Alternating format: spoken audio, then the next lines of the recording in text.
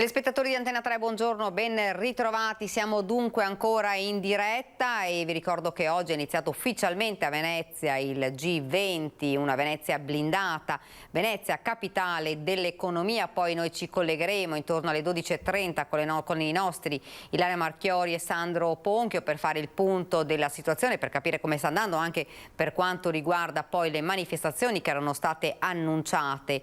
Non solo, ma sempre a Venezia c'è stato organizzato dalla Coldiretti un flash mob contro la diffusione dei cinghiali. Sentiremo alle 12:30 le parole del presidente Zaia a sostegno degli agricoltori. Ma prima di collegarci, lo vedo già, intanto lo presento subito, lo vedo collegato, Andrea Ferrazzi, Partito Democratico, buongiorno. Buongiorno a lei, buongiorno a tutti. Buongiorno. Prima di iniziare con lei, una notizia di cronaca, purtroppo l'ennesimo incidente stradale, una tragedia nella tarda serata di ieri a Montebelluna, lungo la Feltrina, a perdere la vita un motociclista 41enne, Massimo Di Matteo, residente a Montebelluna, domiciliato a Pederoba ma originario di Caserta, sposato con figlio. L'uomo era in sella ad una moto ed è finito per cause in corso di accertamento contro un Audi A8 guidata da un cittadino rumeno di 33 anni residente nel Montebellunese. L'uomo è morto sul colpo, lo straniero invece è stato portato al pronto soccorso dell'ospedale di Montebelluna per le cure e poi dimesso. I rilievi di legge sono stati eseguiti dai militari dell'aliquota radiomobile dei carabinieri di Montebelluna.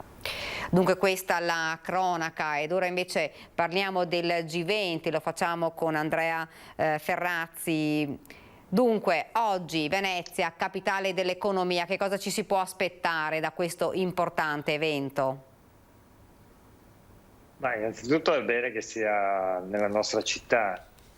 Il G20 viene, celebrato all'interno di una serie di città del nostro territorio nazionale, tra cui naturalmente Venezia. Ed è importante che sia Venezia proprio il G20 sulle aziende, sullo sviluppo dell'economia. È probabilmente l'incontro più importante, tematico, quello che viene celebrato nella nostra città, nella nostra Venezia. Il fatto che il governo, anche su sollecitazione trasversale, abbia proprio scelto Venezia come capitale d'Italia per il rilancio dal punto di vista economico la dice lunga. Ci dobbiamo aspettare molto, perché i temi sul piatto sono molti e sono fondamentali. In particolare il tema della tassazione delle grandi multinazionali. Sa che c'è il tema appunto della tassazione minima che è stata posta all'ordine del giorno e che deve essere perfezionata, e quindi consentire a livello mondiale che le grandi multinazionali, non solo quelle digitali ma di tutti i settori, abbiano a pagare un minimo di tasse, perché ci sono paradisi fiscali dove queste si rifugiano e non pagano tasse, non danno nessun incentivo all'economia e alla distribuzione del reddito, creando peraltro anche un differenziale competitivo inaccettabile, delle barriere all'ingresso, mettono in difficoltà le medie e piccole imprese. Allora questo è un salto di qualità molto spinto dall'Unione Europea, molto spinto da Biden. Trump si era ben guardato da un'operazione di questo tipo, un'operazione di giustizia e di distribuzione sociale e anche di crescita economica, perché questo crea le condizioni appunto di una vera competizione a livello internazionale. E vede, il tema vero poi che ci vuole un governo politico di processi di crescita mondiale, perché c'è un dislivello non più sostenibile tra l'assenza di regole a gestione dell'economia mondiale e invece una globalizzazione dell'economia che crea degli squilibri, di disallineamenti, delle ingiustizie sociali, appunto. E il G20 deve raccontare e decidere su tutte queste cose. Ecco, fra l'altro questo G20 arriva in un momento davvero particolare per tutto il mondo, non solo di certo per l'Italia. Arriva un momento particolare, arriva un momento in cui si globalizzano le decisioni politiche, si rafforzano le istituzioni di integrazione delle decisioni, oppure i singoli paesi soccombono. Questo parte naturalmente dall'Unione Europea, perché è del tutto evidente che è stata l'Unione Europea, la capacità del nostro governo di pesare nell'Unione Europea, che sta consentendo al nostro Paese di ripartire. Le stime di crescita del PIL nel 2021 sono più 5%, ma nel nostro Paese, ancor più della media dell'Unione Europea. E questo è consentito perché appunto fondi che arrivano con il Recovery Plan e il Recovery Fund. Per il Recovery Plan sono fondi che hanno visto come primo paese finanziato esattamente il nostro paese, con quasi 200 miliardi. Se non ci fosse stata l'Unione Europea, l'Italia sarebbe messa malissimo, avrebbe perso centinaia di migliaia di posti di lavoro, non avrebbe crescita economica, eccetera. I veri patrioti sono gli europeisti, questa è la verità, e dobbiamo continuare in questa direzione. Senta, una Venezia comunque ovviamente blindata, sono state annunciate insomma diverse manifestazioni, si spera che tutto poi invece proceda in maniera insomma tranquilla, senza disordini. Io spero, auspico e mi immagino esattamente di sì. Naturalmente queste sono occasioni mondiali anche di grande visibilità, e quindi chi li tiene avrà la possibilità di raccontare la propria visione del mondo e delle cose. L'importante è che non ci siano appunto disordini, che non ci siano violenze e soprattutto l'importante è che escano decisioni politiche e istituzionali importanti che vanno nella direzione della crescita, della moltiplicazione di posti di lavoro, della crescita economica, della giustizia sociale, della sostenibilità ambientale, tutti temi che saranno all'ordine del giorno del G20. Peraltro presieduto dall'Italia, quindi questa è una grande responsabilità. Senta, parlando invece del DDL Zan, è ancora un muro contro muro? È un muro contro muro perché oggettivamente c'è stato in tutti questi mesi il tentativo da parte di alcune forze politiche di affossarlo, raccontando che volevano migliorarlo, ma in realtà quando si chiedono migliaia di emendamenti, si propongono decine di emendamenti e si propongono di conseguenza centinaia di audizioni, è del tutto evidente che non c'è la volontà di migliorare il testo, cosa sempre possibile naturalmente, no? Come in tutti i testi, ma c'è la volontà di affossarlo. Vediamo cosa succederà nelle prossime giornate.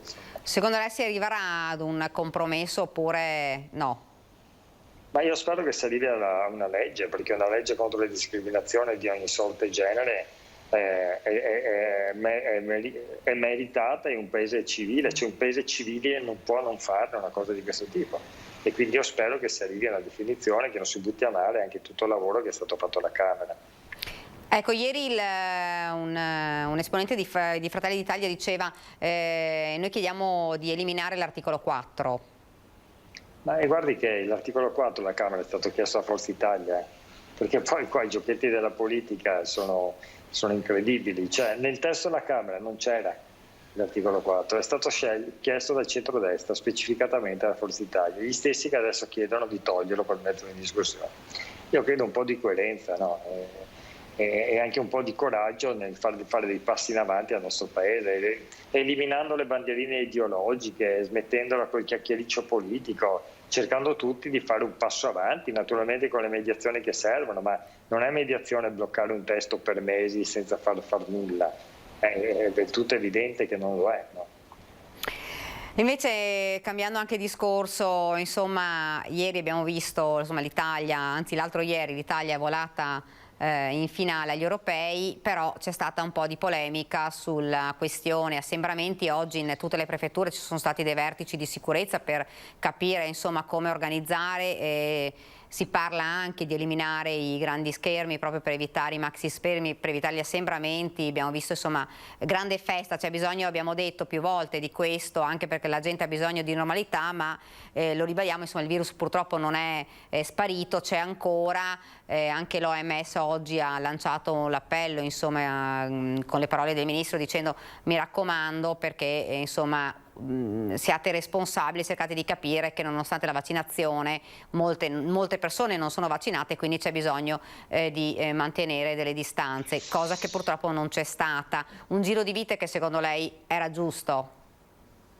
Ma guarda, innanzitutto gioiamo tutti perché l'Italia è arrivata in finale nel campionato europeo, e quindi io ho seguito la partita da Roma, poi ho fatto anche una toccata e fuga in campo di fiori, perché c'era un sacco di giovani che stavano festeggiando. Oggettivamente era bello vederli, era bello tifare la nostra nazionale, era bello vedere i gol, è stato bello incitarli nei tempi supplementari, poi nei rigori, e quindi speriamo davvero tutti per domenica, e comunque già la finale è un grandissimo risultato, dopodiché ovviamente ce la metteremo tutta. E no, certamente non è da sottovalutare la Gran Bretagna, che sembrava uscita dalla pandemia, e ogni giorno ormai sta superando abbondantemente i 25.000 nuovi contagi. E certo hanno fatto una politica un po' diversa, hanno fatto una politica di accelerazione sulle prime dosi e non sulle seconde e via dicendo. Noi dobbiamo stare un po' attenti, no? Perché dobbiamo fare i vaccini, moltiplicare i vaccini, continuare con la campagna, cercare di non fare sciocchezze, perché abbiamo già visto l'altra estate cosa è successo. Molti dicevano che il virus è sparito, dopodiché in autunno è successo peggio, e soprattutto in Veneto, peggio rispetto alla primavera precedente. È da evitare in ogni modo. Però mi consenta anche una particolare riflessione. Io questa mattina ho depositato un'interrogazione al Ministro dell'Istruzione, della Ricerca e della Salute, perché non è pensabile che nel prossimo anno scolastico si continui con la didattica a distanza nelle scuole. È una cosa che non c'è, né se né ma, non va fatta. I nostri ragazzi hanno già sofferto troppo. Certo. Allora io non vorrei che, siccome non hanno voce in capitolo, siccome non fanno le manifestazioni, siccome non fanno gli scioperi, siccome non fanno le serrate, siccome non vanno a protestare, nessuno li ascoltasse. Ma vorrei che si ascoltassero invece le fatiche psicologiche profonde, relazionali, affettive, comportamentali, le crisi profonde che hanno attraversato e stanno attraversando dei bambini e i giovani, dalle scuole alle università. Questi vanno ascoltati, non è assolutamente... E le famiglie che sono state messe in una difficoltà estrema nella gestione del tempo. Allora si facciano naturalmente tutti i vaccini, si facciano i vaccini per tutto il personale del mondo della scuola, si mette in sicurezza, ma non si scarichi più sulla scuola, sui ragazzi e sulle famiglie l'incapacità di decidere. Io questa mattina ho presentato questa interrogazione con la firma di 20 senatori del Partito Democratico, perché per noi questa è una questione dirimente. Secondo lei questo pericolo c'è? No, questo pericolo c'è sicuramente, abbiamo fatto l'interrogazione non a caso, perché si scarica sempre sulla scuola e sui ragazzi e qualsiasi cosa, anche la decisione che Zaia ha assunto giorni fa, dopo non si capisce come, in 3 secondi ha cambiato. Apriamo la scuola, iniziamo la scuola a fine settembre per dare una mano all'economia del turismo. Per carità, l'economia e l'economia del turismo sono importanti, ma a parte che se i genitori lavorano non si capisce chi va al mare a fine settembre, no? Non si capisce. Ma poi non è possibile scaricare continuamente sui ragazzi perché appunto non protestano e magari ascoltare solo quelli che anche legittimamente lo fanno. La responsabilità della politica è quella di garantire i percorsi di crescita, a partire da chi ha meno voce in capitolo. Ecco, il fatto che il Presidente abbia deciso con la Regione di riaprire le scuole il 13 di settembre, era stato un po' appunto, erano stati gli operatori turistici a dire forse se spostiamo possiamo dare un po' più di respiro a un settore che comunque è stato sinceramente penalizzato durante questi 2 anni. Ma perché lei si vedeva le ultime 2 settimane di settembre le famiglie che andavano in vacanza a Jesolo, a Lido, a Caorle, cioè se le vedeva? Cioè la gestione del lavoro nelle aziende, ma queste cose non si possono improvvisare, non si possono fare buttate per accontentare questa o quell'altra categoria. L'economia del turismo è un'economia fondamentale in Veneto, va aiutata, va sostenuta, ma con una seria programmazione, con aiuti economici magari non solo del governo nazionale ma anche del governo veneto, che sinceramente lo faccio fatica a vedere. Cioè non è possibile, sviluppando dei progetti seri sulle infrastrutture.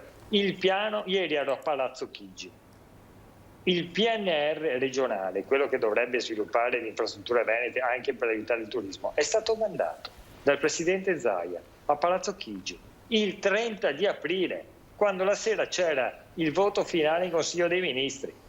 Alcuni sindaci, anche veneti, invece hanno lavorato da tempo, hanno lavorato mesi prima. Per esempio il sindaco di Padova era un giorno sì, un giorno no a Palazzo Chigi per perorare la causa del tram e ha portato a casa i risultati. È così che si fa. Cioè non sono comunicati stampa, è un lavoro di amministrativo nascosto, quotidiano, giorno dopo giorno.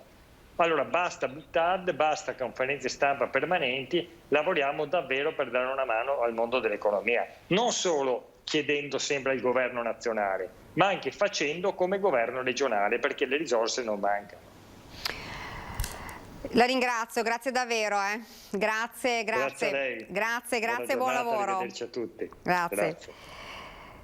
Continuiamo con la cronaca perché viaggiava a bordo di un'auto rubata in Francia ed era scappato senza pagare un rifornimento in un'area di servizio ubriaco. Per queste ragioni un giovane di 28 anni, cittadino romeno, è stato denunciato per ricettazione e guida in stato di ebbrezza. Il giovane è stato fermato dalla polizia stradale al casello dell'Isert lungo la 4 dopo la denuncia dei gestori dell'autogrill di Calstorta in provincia di Treviso, da cui si era allontanato senza pagare la benzina. Visibilmente ubriaco, il giovane non è stato in grado di esibire né documenti di identità né di proprietà del veicolo che è risultato rubato.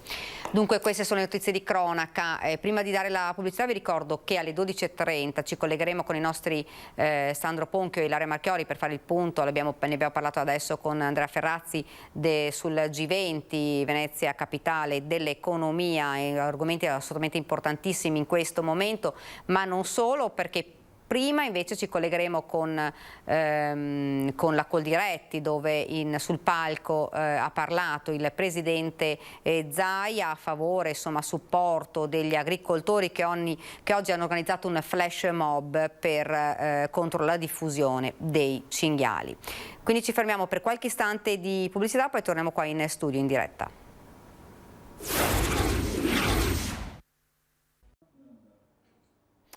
Rieccoci nuovamente in diretta ed ora parliamo di sagre perché c'è una discussione, un po' una polemica, un appello lanciato da APE, che è l'Associazione Provinciale Pubblici Esercizi di Padova, che lancia un appello a sindaci e regione e chiede insomma che ci siano delle regole per evitare la concorrenza sleale. Ne parliamo insieme a Filippo Segato, che è segretario provinciale APE di Padova. Buongiorno. Buongiorno a lei e agli spettatori. Buongiorno, dunque un appello che voi lanciate alla Regione e anche ai sindaci, per quale motivo? Ma intanto sono interessate non tanto le sagre, ma tutta quella miriade di eventi che beneficiano di una sorta di deregulation, perché di fatto oggi non c'è una normativa che li regoli. Tutti quegli eventi, dicevo, che non hanno nulla a che vedere con il territorio, con la tipicità, con le tradizioni e con le imprese di una determinata località o di un territorio. Quindi, non so, ad esempio la festa della birra organizzata da imprese che arrivano da fuori regione o da fuori provincia, le varie feste, che ne so, del pomodoro, della pizza, che promuovono prodotti e tradizioni che non sono tipiche del nostro territorio. Ecco, noi non ce l'abbiamo assolutamente con le pro loco, non ce l'abbiamo con le parrocchie, che anzi spesso sono enti che collaborano con i pubblici esercizi, perché sono enti che promuovono invece le tradizioni e hanno finalità, raccolta fondi per finalità benefiche e collaborano appunto con le imprese del territorio. Ecco, secondo noi invece è il momento, ed è l'appello a cui lei faceva riferimento un attimo fa, è il momento invece di scrivere una vera legge regionale, perché la competenza in questo campo, in questa materia è della Regione, una legge che disciplini le caratteristiche che deve avere un'organizzazione e un evento per poter essere svolto e proposto ai consumatori, se no si configura come una pura e semplice concorrenza sleale ai pubblici esercizi. Ecco, appunto, lei mi stava anticipando, questa è una concorrenza secondo voi sleale in un momento fra l'altro anche difficile come questo? Assolutamente sì, perché sono eventi che vengono organizzati spesso in aree pubbliche, in campi sportivi, in zone quasi agricole, in parcheggi. Quindi non ci sono costi fissi da sostenere, vengono organizzati in quei 15 giorni, 20 giorni o addirittura 1 o 2 mesi estivi, nel momento in cui possono naturalmente raggranellare più risorse, perché richiamano e radunano centinaia, a volte migliaia di persone, lasciando poi gli esercizi invece con i loro costi fissi, le strutture fisse e le tasse che vengono pagate 12 mesi all'anno, diciamo poi in balia poi appunto della concorrenza spietata che viene loro da questo tipo di organizzazioni. Ecco, eventi che fra l'altro ovviamente sono numerosi, vengono organizzati anche in maniera puntuale, insomma quasi tutti i fine settimana.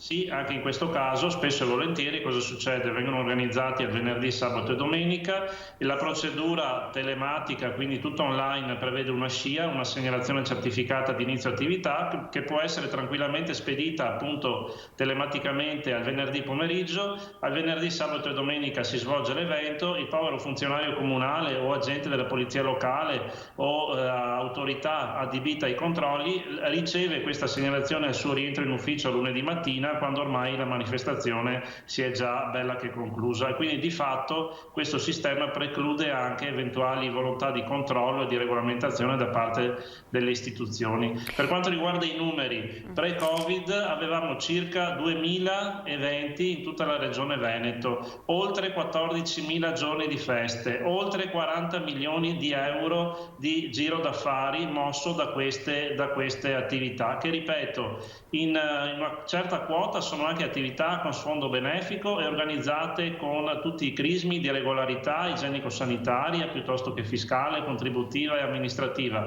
ma c'è una fetta importante di questi 40 milioni di euro che non si sa dove vadano a finire, e quindi effettivamente noi puntiamo a sollevare l'attenzione affinché venga convocato anche dalla Regione un tavolo di lavoro per cominciare a scrivere una norma, una legge che disciplini queste cose, perché ad oggi sono regolamentate da un articolo della legge regionale 29, che è quella che disciplina in senso ampio tutto il settore della somministrazione di alimenti e bevande. Ecco, fra l'altro, come diceva lei, il danno è davvero importante, quello che poi è verso di voi, insomma.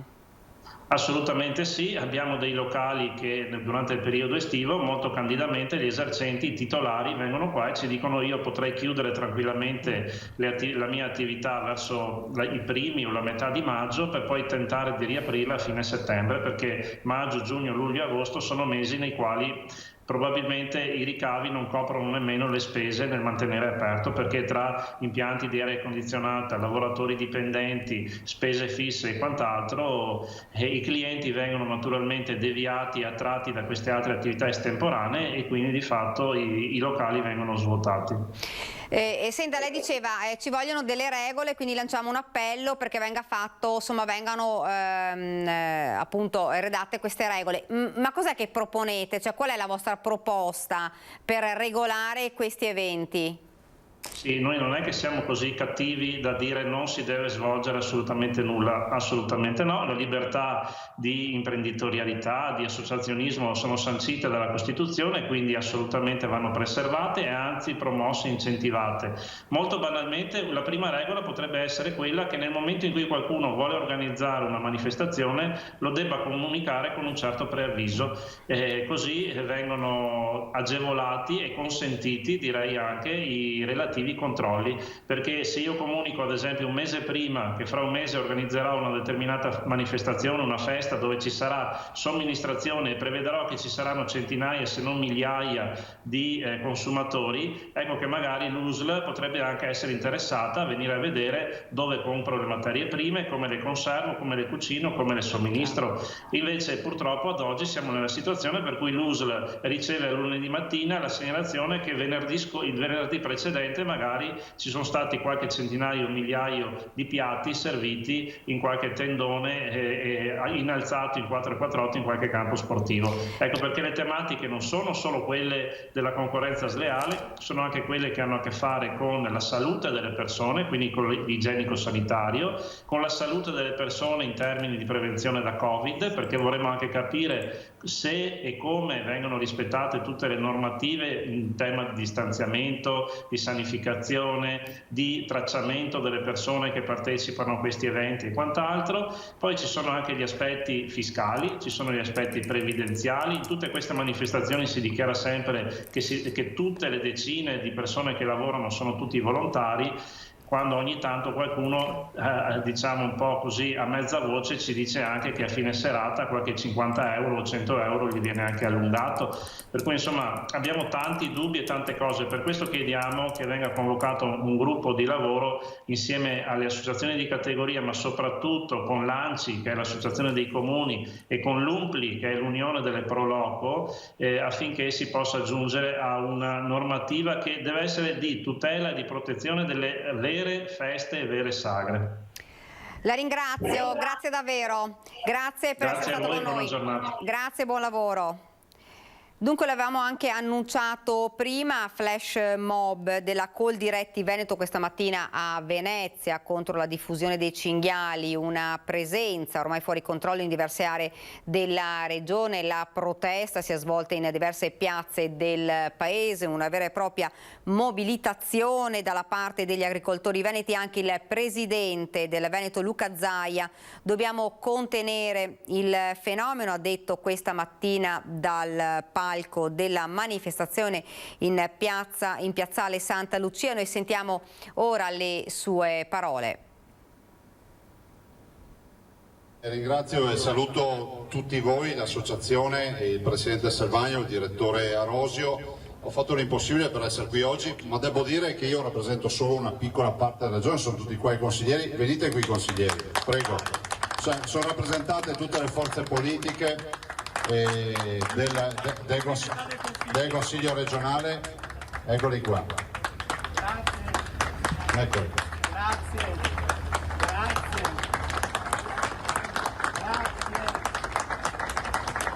Quindi grazie ai colleghi, ovviamente c'è l'assessore Corazzari a guidare questa delegazione. Bando e Ciaccole, andiamo subito al sodo. Stiamo parlando, lo dico prima ai cittadini, no? Saluto i sindaci, tutti i sindaci presenti, e lo dico ai cittadini che magari vedono un'assemblea, un flash mob come questo, si chiedono: ma cosa sono queste le novità dell'agricoltura? Beh, l'agricoltura sta vivendo un momento di difficoltà.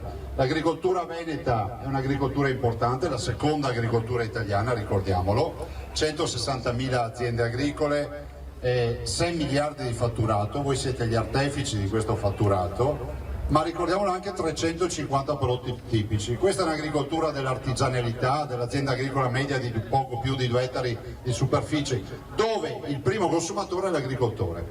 Facciamo qualità, facciamo identità e, lasciatemelo dire, facciamo turismo e conservazione del territorio. Ecco, lo diciamo a chi magari distante dall'agricoltura pensa: beh, gli agricoltori se ne sono inventata un'altra, ammazzare tutti i cinghiali.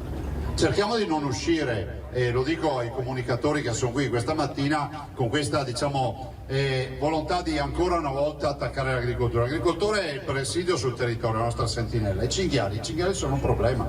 I cinghiali sono un problema e oggettivamente oggi l'ecosistema è saltato, lo vedete da queste foto, ma lo vediamo dai tanti video che quotidianamente ci vengono proposti sui social. Gli agricoltori ci rimettono nelle produzioni, gli agricoltori non riescono più a fare ovviamente programmazione agricola e abbiamo dei contesti nei quali i cinghiali, ovviamente parlo dal Pedemontana, del Parco dei Colli e di molte altre realtà dove i cinghiali sono assolutamente in super eccesso e quindi il tema non è più contenibile pensando a una civile convivenza. C'è da dire che la Regione, nel rispetto delle idee di tutti, ha sempre portato avanti l'idea di rendere il cinghiale specie cacciabile. Oggi si fa una caccia di selezione. Il fatto di rendere specie cacciabile ci aiuterebbe, in questo percorso. E io penso che la vera soluzione sia questa, al di là di tutti i bei discorsi che si possono fare, che a livello nazionale, so che Coldiretti oggi non fa solo questo flash mob, giustamente, ma lo fa in tutte le regioni italiane, lo fa perché il problema è un problema evidente ed è un problema che pesa a livello nazionale. Io spero che il governo si decida una volta per tutte a riconoscere questa specie come cacciabile, cioè noi dobbiamo avviare un contenimento, ve lo dice uno che non è cacciatore, guardate, evitiamo anche di pensare che siano, ecco, io lo posso fare questo discorso perché non sono un cacciatore. Penso che sia fondamentale fare in modo di riconoscere questo percorso, altri percorsi non ce ne sono, che pensiamo di contenere in altre modalità, purtroppo brutto a dirsi, ma è così. Vorrei ricordare anche che l'ecosistema salta per un altro motivo, perché comunque è un confronto tra animali, l'essere umano è un animale e rischia l'estinzione grazie a questo. Vorrei ricordare che l'abbandono delle nostre aziende agricole, dell'agricoltura di questi territori dove comunque il cinghiale ne fa la parte del leone, significa per noi poi tutta una serie di problemi che abbiamo. Ve ne cito uno per tutti. Dissesto idrogeologico oggi in Veneto vale circa 11.000 smottamenti. Bene, questi smottamenti ce li abbiamo solo nelle aree abbandonate, dove c'è un agricoltore non c'è, e dove c'è una coltivazione c'è comunque conservazione del territorio. Noi siamo a disposizione, Presidente Selvagno ed Direttore Arosio. Ovviamente il fatto che sia qui rappresentato a 360 gradi il Consiglio regionale è la dimostrazione che questo è uno dei temi che va riconosciuto come tema, diciamo, preminente e urgente. Ovviamente guardate che se non si risolve la norma a livello nazionale noi non riusciamo, pur avendo un Consiglio regionale che lavora, che produce, non riusciamo a venirne fuori. Quindi la battaglia la facciamo assieme, una battaglia che stiamo portando avanti da anni, ma fino ad oggi non abbiamo portato a casa grandi risultati. Con la caccia di selezione, con i cacciaselettori si fa qualcosa, ma non è quello che comunque l'agricoltura si aspetta. Grazie. Dunque queste le parole del Presidente Zaia. Invece noi adesso ci colleghiamo con i nostri Ilaria Marchiori e Sandro Ponchio, che si trovano a Venezia, dove è iniziato, l'abbiamo detto, ufficialmente il G20. Buongiorno Ilaria. Sì, buongiorno Daniela, buongiorno a tutti i nostri telespettatori. Come vedete ci troviamo qui proprio a pochi metri dall'Arsenale. La zona però è interdetta, come abbiamo detto, in questi giorni, in particolare oggi, anche se è la prima giornata del G20, non è ancora permesso l'ingresso nemmeno agli organi di stampa. Questa è la prima giornata, dicevamo, del G20. La prima discussione è iniziata questa mattina alle 11:30 con il Global Forum on Productivity, proprio perché da oggi si inizierà per 4 giorni a discutere di temi importantissimi dell'economia. Infatti all'interno del G20 si riuniscono proprio i grandi dell'economia mondiale dei 20 paesi industrializzati. I temi che si discuteranno in questi giorni, quindi a partire da oggi fino a domenica, saranno la tassazione internazionale, la transizione green, la digitalizzazione, ma anche e soprattutto come poter fronteggiare eventuali altre pandemie per non doversi trovare impreparati qualora succedesse un'altra volta.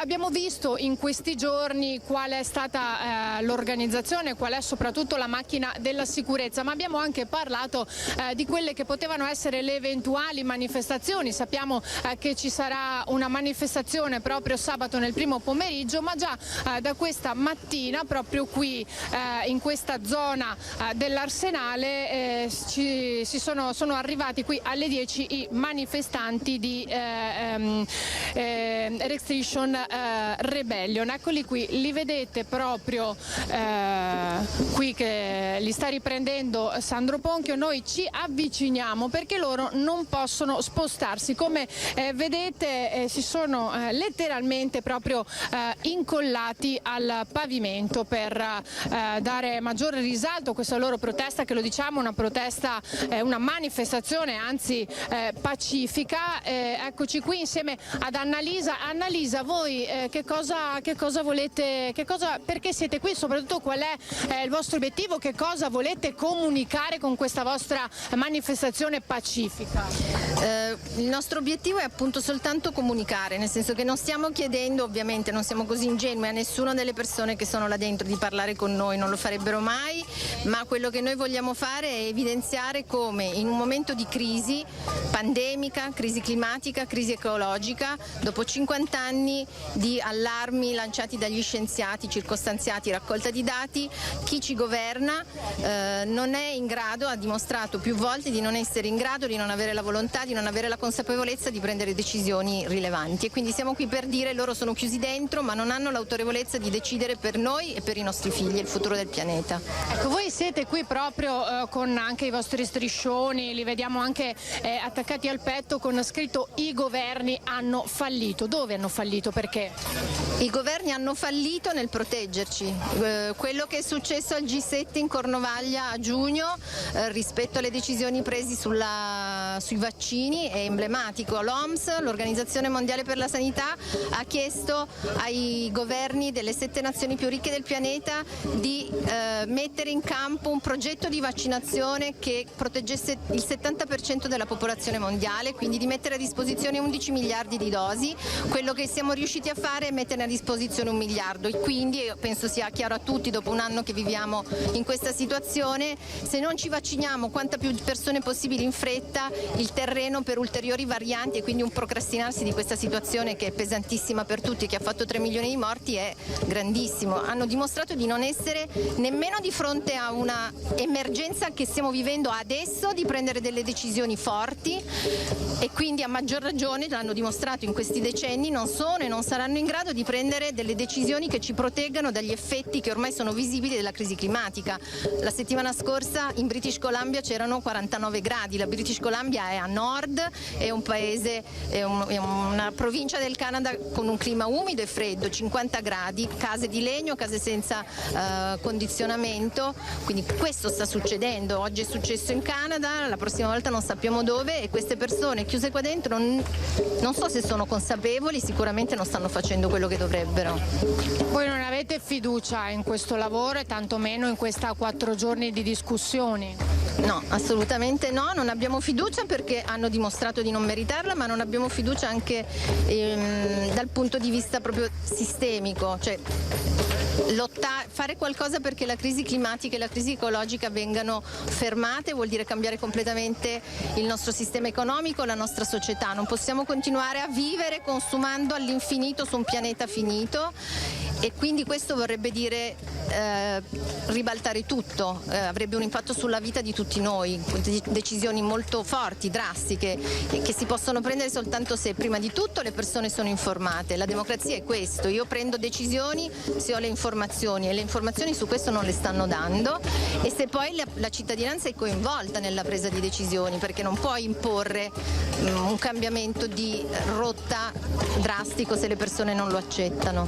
Ecco, perché vi siete incollati qui al pavimento? Ci siamo incollati qui perché questo posto è la barriera che divide la città di Venezia dalla zona gialla e dalla zona rossa dell'Arsenale, quindi ci siamo incollati qui, siamo più di 20 persone incollate per dare il messaggio che noi siamo disposti a mettere in gioco il nostro benessere fisico, fa molto caldo, eventualmente anche a prenderci la responsabilità di una denuncia se dovesse arrivare, ma siamo qui incollati perché questo è un modo per fare disobbedienza civile, per lanciare un messaggio forte. Le manifestazioni come le abbiamo sempre fatte, siamo qua, quindi non funzionano. Grazie.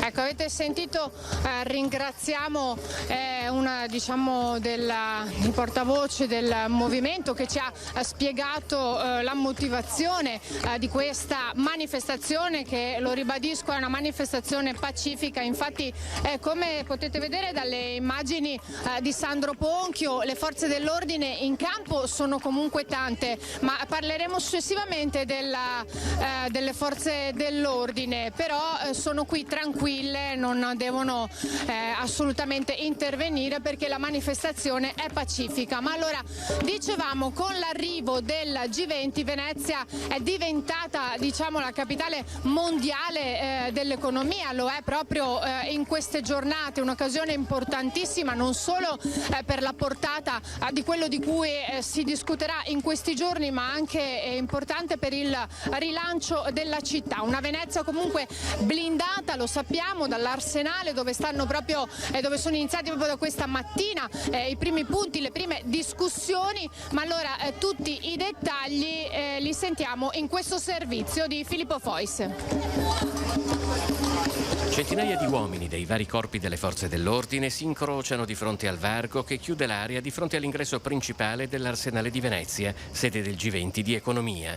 Ministri delle finanze e governatori delle banche centrali degli Stati membri, in rappresentanza di più dell'80% del PIL mondiale, del 75% del commercio globale e del 60% della popolazione del pianeta, sono in città per il primo summit in presenza del filone finanziario dal febbraio del 2020. Ai primi incontri veneziani mancano ancora diverse ore, ma l'imponente sistema di sicurezza è in azione. È stata già recintata tutta l'area che vedete alle mie spalle, è interdetta la navigazione già in alcuni punti, per esempio la fermata del Vaporetto che si trova qui a pochi passi è stata sospesa, così come dall'altra parte dell'Arsenale, che è un'area enorme, sono 48 ettari di territorio, circa un quinto dell'estensione di Venezia. Dall'altra parte, a circa 1 chilometro di distanza, sono state sospese altre 2 fermate dei vaporetti e non possono circolare neanche le imbarcazioni private.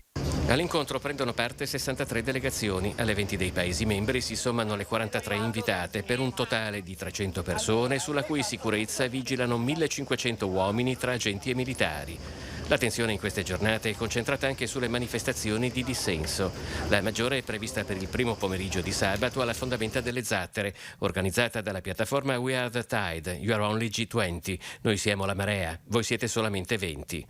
L'Italia ha assunto per la prima volta la presidenza del G20 e l'appuntamento veneziano si inquadra in una serie di incontri suddivisi per temi specifici che proseguirà nei prossimi mesi in diverse città della penisola per concludersi a Roma il 30 e il 31 ottobre con il vertice dei capi di Stato e di Governo.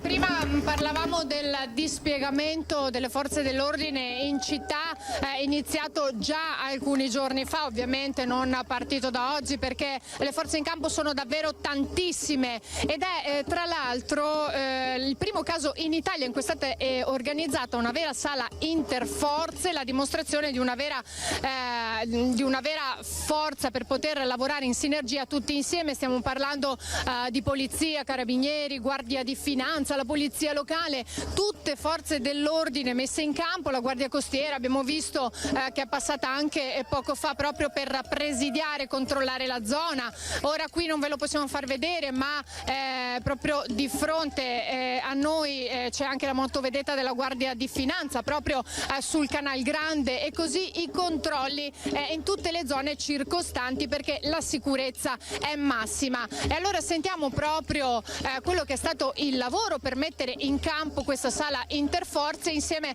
al comandante della Polizia Locale di Venezia, Marco Agostini. 10 postazioni delle forze di polizia più i vigili del fuoco più il 118, per cui è un modello anche molto interessante perché è la prima volta in Italia che la tanto conclamata sala operativa unica viene realizzata concretamente. Venezia è pronta a ospitare il G20 con migliaia di forze dell'ordine in campo, droni, elicotteri, squadre speciali, tecnologie all'avanguardia. 4 giorni, da giovedì a domenica all'Arsenale, in cui i grandi della terra discuteranno di come affrontare e superare la crisi globale causata dalla pandemia. Sarà certamente un banco di prove, sarà sicuramente un modello sperimentale che, se funziona come sono sicuro che funzioni, sarà di esempio per il resto d'Italia. 70 delegazioni provenienti da ogni angolo del mondo industrializzato, oltre 300 persone, con in prima fila i ministri dell'economia e delle finanze e i governatori delle banche centrali. Tutte queste cose rappresentano sicuramente un obiettivo sensibilissimo, non c'è niente da dire, e diciamo che in epoca di pandemia questo non è facilitato. A guidare il dibattito sarà l'Italia, presidente per l'anno in corso del G20, nato nel 1999 per mettere in campo strategie economiche condivise e coordinate. Per volere del prefetto e del Comitato per l'Ordine e la Sicurezza Pubblica, Venezia non sarà blindata in una zona rossa, come solitamente accade durante i summit internazionali. L'unica zona off limits sarà l'Arsenale, dove sono stati posizionati dei cancelli. Sono state messe delle barriere fisse solo dove non c'erano soluzioni alternative, sulle passerelle che portano proprio sulle finestre del G20 è chiaro che va garantita la sicurezza. Devo dire che i cittadini hanno capito anche le esigenze, perché il nostro personale è andato casa per casa nella zona di massima sicurezza, a spiegare a tutti i residenti che cosa succedeva. Nel fine settimana niente navi che traslocheranno a Trieste perché il porto sarà chiuso. Per sabato pomeriggio è prevista una manifestazione dei gruppi antagonisti in fondamenta delle Zattere, con cori, striscioni e slogan contro i governi che decidono le sorti del mondo e probabilmente un'azione in acqua. Nessun corteo in movimento. Avete sentito dunque come sono dispiegate, come stanno lavorando tutte le forze dell'ordine, come hanno iniziato a farlo proprio all'inizio della settimana e come continueranno a farlo fino al termine del G20, anche se poi il loro lavoro non terminerà, perché per la prossima settimana, il weekend successivo a Venezia, ci saranno i festeggiamenti per il Redentore che lo scorso anno il sindaco Brugnaro aveva detto sarebbero stati magnifici, quindi questo poi lo vedremo nei prossimi giorni, ma il lavoro in città sarà ancora tanto. Abbiamo visto una perfetta organizzazione, però ovviamente, come spesso succede in queste occasioni, non mancano le polemiche, soprattutto i disagi. Ce ne parla qui insieme a noi l'avvocato Francesco Mario Delia, il presidente del comitato Venezia Libera. Perché, avvocato? La location è infelice e non si riesce a capire come possa essere stata scelta la zona di Arsenale, che è nel centro storico di Venezia. Avevamo l'isola di San Giorgio, dove è stato fatto il G7 nel 1980. A fianco abbiamo l'isola di San Servolo, adibita a università, ci sono sale, c'è tutto. Poi abbiamo dietro addirittura 2 alberghi di lusso, San Servolo, San Clemente e Sacca Sessola. Quindi l'individuazione doveva essere le 3 isole, così si portava il minimo di disagio ai veneziani. Quindi chi ha fatto questa scelta non è veneziano e non conosce Venezia e i veneziani, quindi noi protestiamo fermamente per questa, ancora una volta, strumentalizzazione, utilizzo dell'immagine di Venezia, perché se questi ministri fossero andati a Mestre non ci sarebbe stato tutto questo tam tam e richiamo televisivo dei giornalisti. Venezia, Piazza San Marco.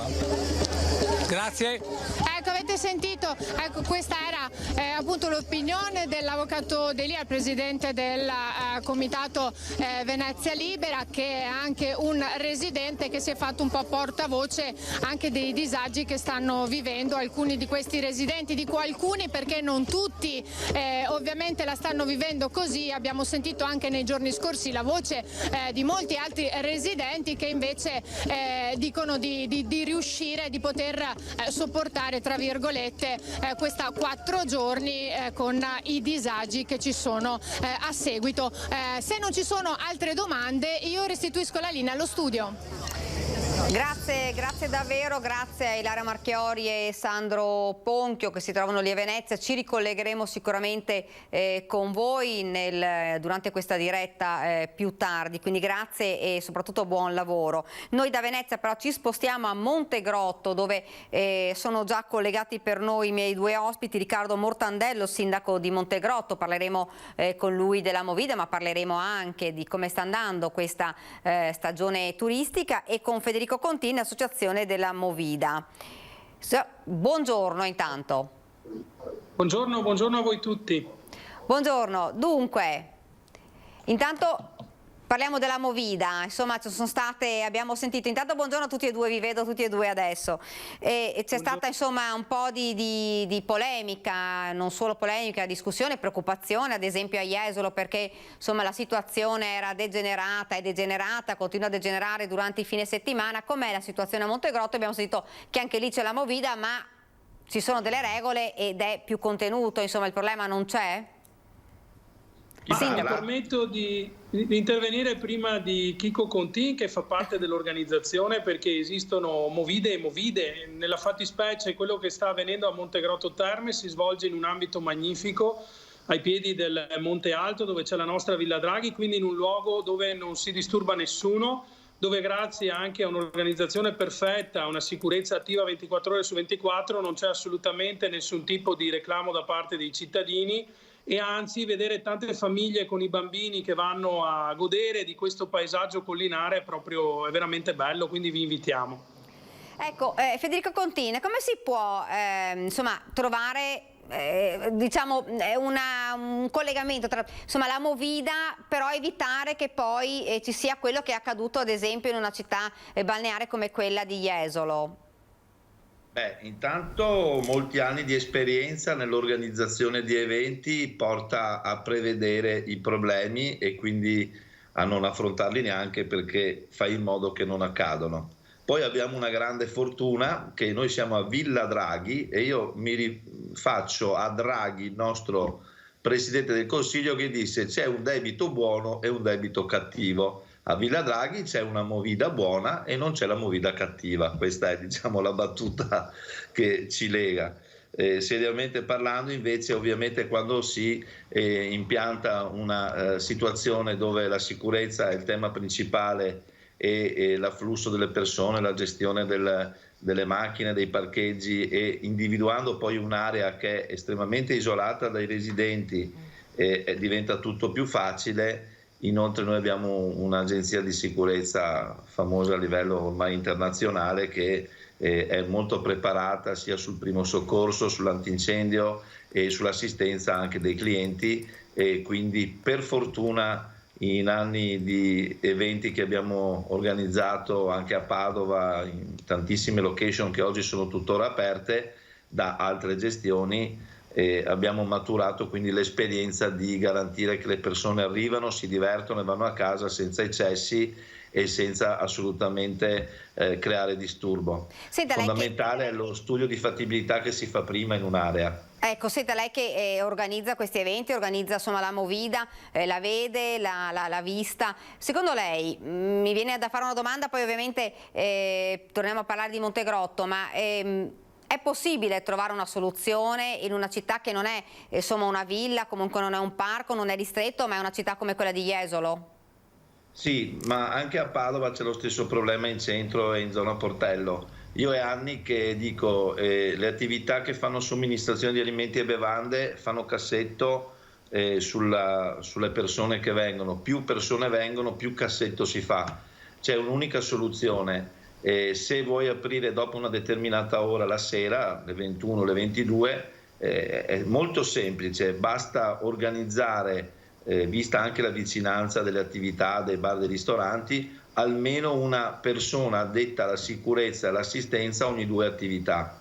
Questa persona è vero che costa 100 euro a sera, 120, quelli sono i costi medi di un'agenzia per un servizio che parte dalle 8-9 di sera fino alle 2 di notte, ma diventerebbero 50 euro che ti garantiscono una assistenza sia ai residenti, che sanno a chi rivolgersi in caso di problema, e sia ai clienti, che possono, anche le ragazze mi viene in mente, possono tranquillamente passeggiare, raggiungere le proprie auto, e l'importante è che questa sicurezza sia collegata, cioè se noi guardiamo ad esempio via Bafile o piazza Mazzini a Jesolo, ci saranno solo in piazza Mazzini una ventina di attività di somministrazione alimenti e bevande. Non può essere a carico dell'amministrazione comunale mettere 20 vigili urbani, perché il costo sarebbe enorme per i cittadini, ma se ogni attività, ne abbiamo 20, mettono 50 euro, vuol dire avere 10 persone fisse sul posto, collegate tra loro, preparate con i corsi riconosciuti dalla prefettura, perché c'è l'obbligo adesso di avere gli addetti riconosciuti dalla prefettura, che hanno fatto tutti i corsi di sicurezza, anti-assembramento e tutte le leggi che conosciamo e abbiamo strasentito in particolare in questo periodo, che garantirebbero una piazza serena, felice, che si diverte. È il fatto di lasciare completamente abbandonate le persone che crea il problema, anche perché su migliaia di persone che frequentano una via, una zona, un parco o un estivo, sono 3-4 gli elementi disturbanti, e ne rimette sempre l'aggregazione delle persone. Per eliminare 4 persone, eliminare nel senso mandarle a casa fondamentalmente, o che non disturbino, non si può sempre intervenire con le forze di polizia, perché creano allarme e creano anche tensione e ansia. Se invece si usano agenzie private, vi posso garantire che anche il rapporto stesso tra l'addetto alla sicurezza dell'agenzia privata e chi disturba è completamente diverso, anche l'approccio. l'ho detto spesso, no?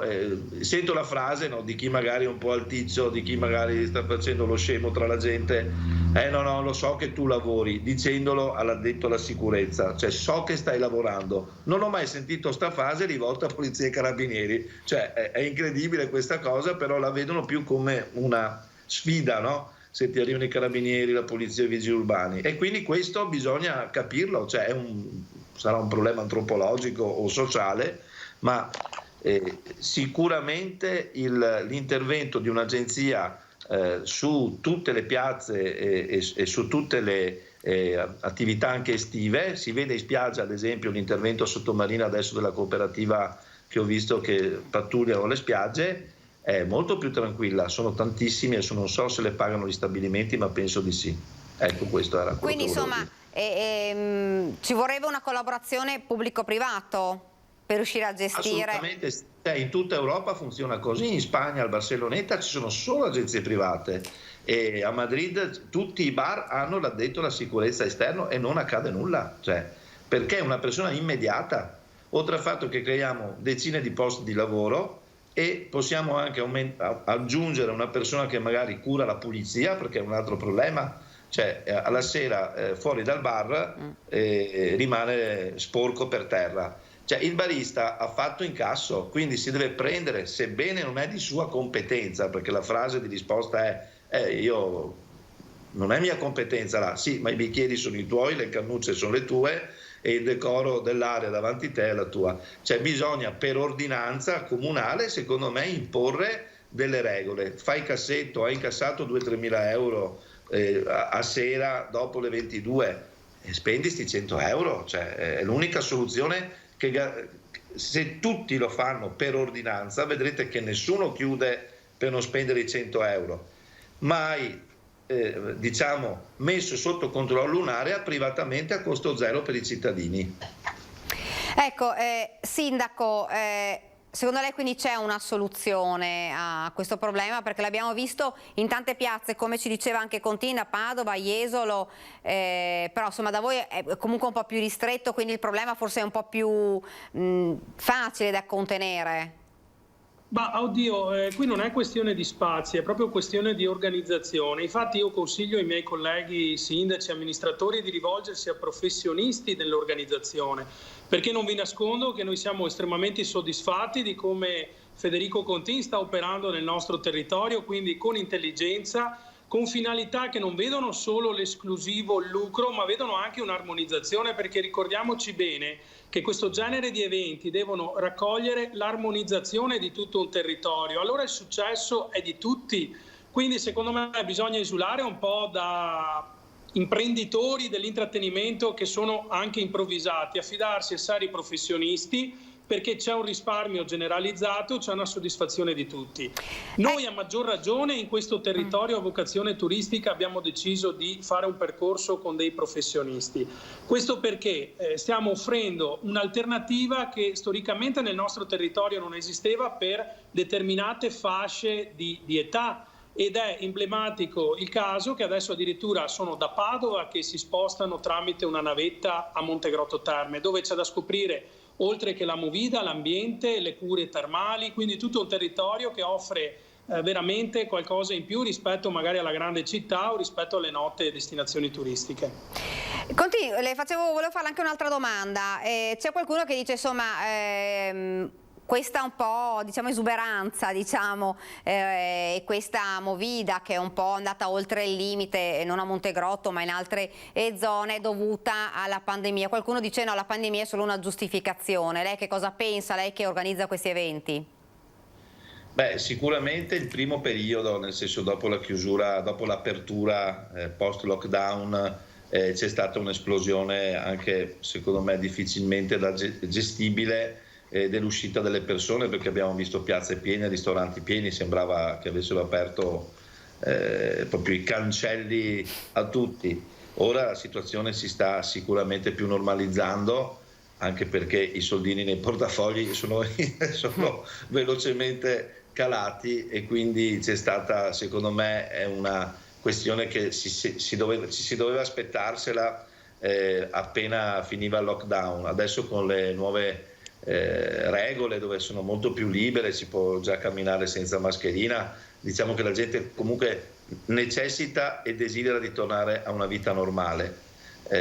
Questo, io penso che se a ottobre non arriveranno nuove brutte sorprese, quasi sicuramente la normalità dopo si prenderà la solita via di frequentare i locali e frequentare gli ambienti come era 2 anni. Ecco, Sindaco, parlavamo proprio quello che voglio dire invece su Kyoto è sicuramente una... Dica pure. Non vi vedo più, sì. Sì, sul fatto di Montegrotto Terme, la corona che abbiamo attorno, la cornice che abbiamo attorno dei Colli Euganei è invidiabile. Ne parlavo proprio l'altra sera con il sindaco, che spero che anche le attività di Montegrotto percepiscano questo messaggio e questa apertura di una piazza che ha delle potenzialità almeno a livello regionale. Cioè, io guardando dall'alto, noi abbiamo aperto su un campo di grano, c'è la mia prima foto con la Mieti Trebbia, però la bellezza, la raggiungibilità che ha con la tangenziale, la strada Battaglia, l'autostrada vicina, è veramente un'area che il paese deve assolutamente aiutare il sindaco a valorizzare, perché lì si possono fare veramente grandi eventi che porterebbero quindi lavoro agli alberghi, lavoro a tutti i ristoranti, a tutti i bar. Noi non siamo per portare via lavoro a nessuno, anzi l'aggregazione, la chiamata del nome di Terme di Montegrotto finalmente è uscita e sta uscendo tutti i giorni dappertutto, anche qui oggi con voi, che se non c'era la Movida forse oggi non ne parlavamo di Montegrotto. Quindi è un'area veramente bella da visitare. No,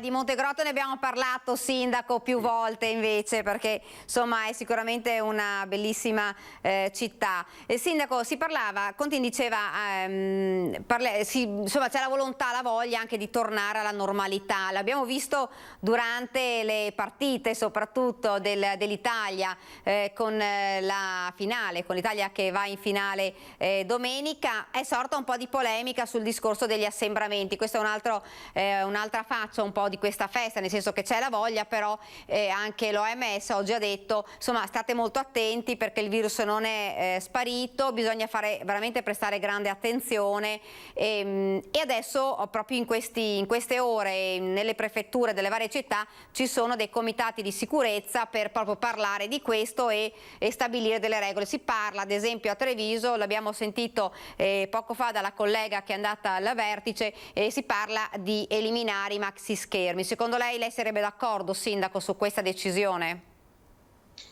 Allora diciamo che le regole ci sono e le regole che ci sono vanno fatte rispettare. Per cui se io metto un mega schermo in una manifestazione dove ho fino a 1000 persone che sono sedute in maniera distanziata e si guardano l'evento, non vedo perché impedire questa possibilità nel pieno rispetto delle regole. È dove non si rispettano le regole che bisogna agire, perché fare regole ancora più restrittive significa veramente smentire la scelta che si è fatta in precedenza, nel senso che è da 2 anni che viviamo di regole, controregole, di interpretazioni e poi magari ci troviamo stadi pieni, penso a Wembley dove c'erano 50.000 persone con un'interpretazione totalmente difforme. Allora io dico, le regole che ci sono attualmente secondo me sono corrette perché danno già dei parametri da rispettare. Tutto sta nel farle rispettare. In questo frangente non basta solo l'autorità pubblica, ma serve anche senso di responsabilità degli organizzatori degli eventi e della sicurezza, cosa che noi a Montegrotto facciamo, evitando quindi quelle situazioni di aggregazione. E questo per dire che bisogna anche un po' smetterla di navigare a vista, quindi troverei altamente deleterio instaurare un clima proibizionista, soprattutto in questa fase dove l'Italia è in finale, senza magari averlo pensato un po' prima. Quindi capiamo che ci sono i problemi, tentiamo di risolverli senza penalizzare le persone e soprattutto gli imprenditori che da 2 anni sono qui, che se non fosse per gli aiuti del comune, se non fosse per alcuni aiuti che arrivano dallo Stato col contagocce, veramente siamo tutti alla frutta, quindi senso di responsabilità per tutti. Sindaco, poi l'abbiamo vista insomma festeggiare, anzi l'abbiamo vista guardare la partita martedì sera. Sì, martedì sera ho avuto la prima uscita addirittura con mio figlio che tra poco ha 7 mesi questo ad indicare che mio figlio non lo porterai mai in un luogo dove non c'è sicurezza. Quindi ci siamo visti la partita, seduti al tavolo, bevendo una birra, mangiando qualcosina al ristorantino greco, molto buono. Ci sono 8 chioschi che propongono ognuno delle specialità legate alle nazioni europee, quindi anche questo è un viatico internazionale. Quindi sono andato anch'io a vedere la partita martedì e ci conto di tornarci domenica con il mega schermo. E dunque domenica, infatti, mi ha anticipato, volevo chiedere che cosa organizzavate, ci sarà cibo inglese? Sì, ci sarà anche il cibo inglese, oltre a quello spagnolo, c'è la pizza ovviamente dell'Italia, e poi abbiamo anche l'Olanda con i fish and chips e particolari polpette che fanno olandesi, che non ho ancora mangiato, ma devo finire ancora il giro delle sette stazioni gastronomiche.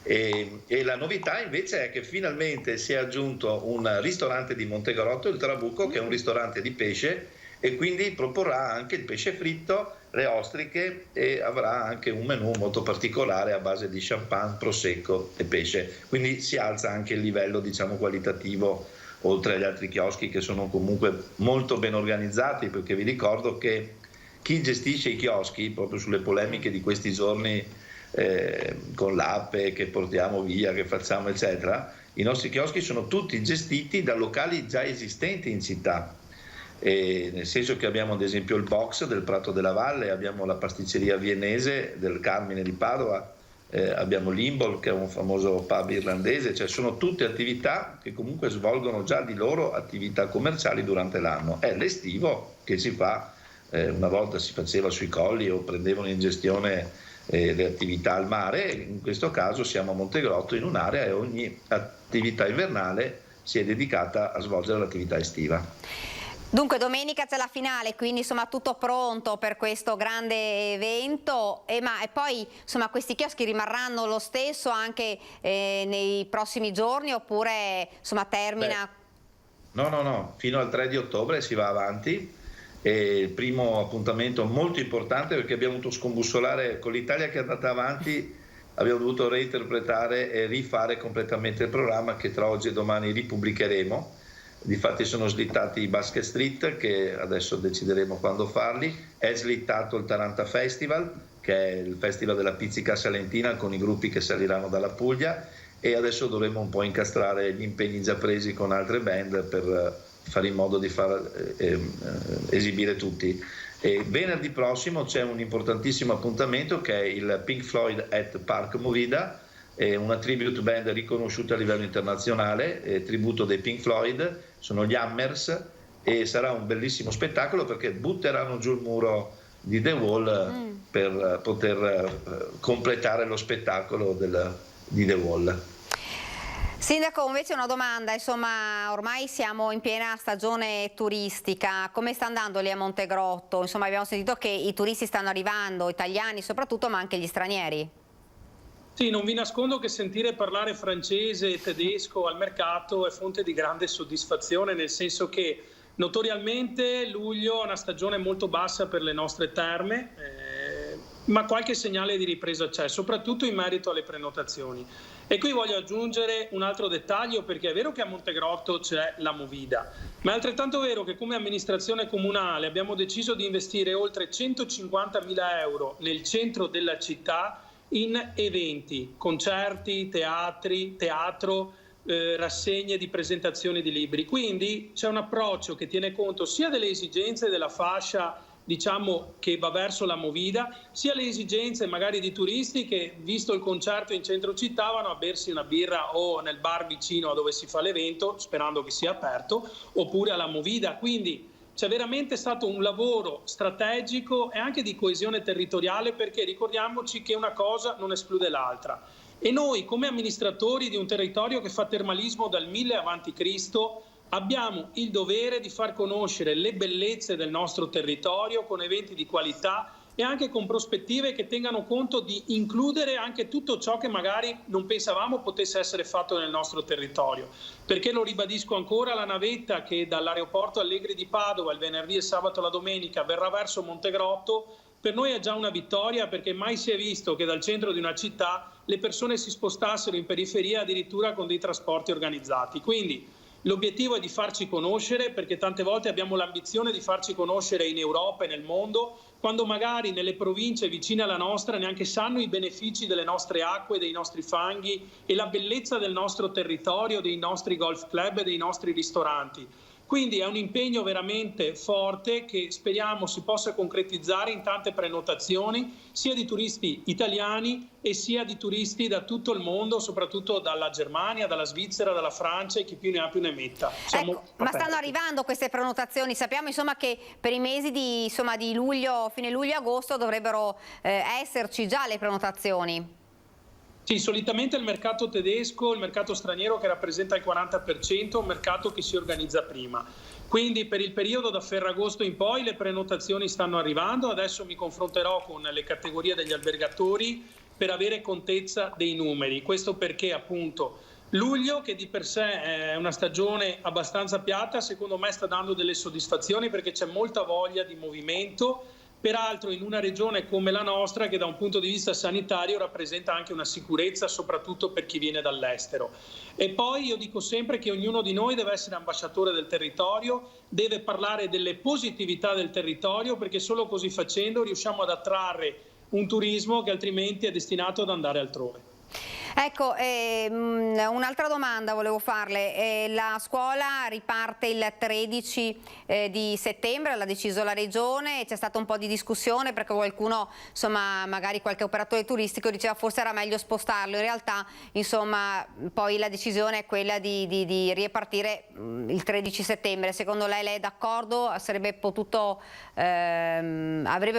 spostare questa data oppure secondo lei no, è meglio così? Allora io per quanto concerne le comunicazioni regionali tendo sempre ad aspettare alla fine, perché prima si dice una cosa, si riapre verso ottobre, poi se ne dice un'altra, mettendo un po' anche sulla graticola noi amministratori comunali che siamo subissati da domande. Quindi se la Regione decide che si inizia ai primi di settembre, la seconda settimana di settembre, bene. Spero che sia una decisione ragionata, che ci siano state fatte delle valutazioni, anche perché ricordo che ad ottobre ci sono degli appuntamenti elettorali, quindi magari iniziano le elezioni per poi sospenderle 1 o 2 settimane, quindi bisogna tenere conto di tutto. Io spero che vengano fatte le valutazioni e che vengano fatte anche dei ragionamenti sul fatto che noi siamo stati abituati storicamente ad avere 3 mesi di vacanza durante l'estate.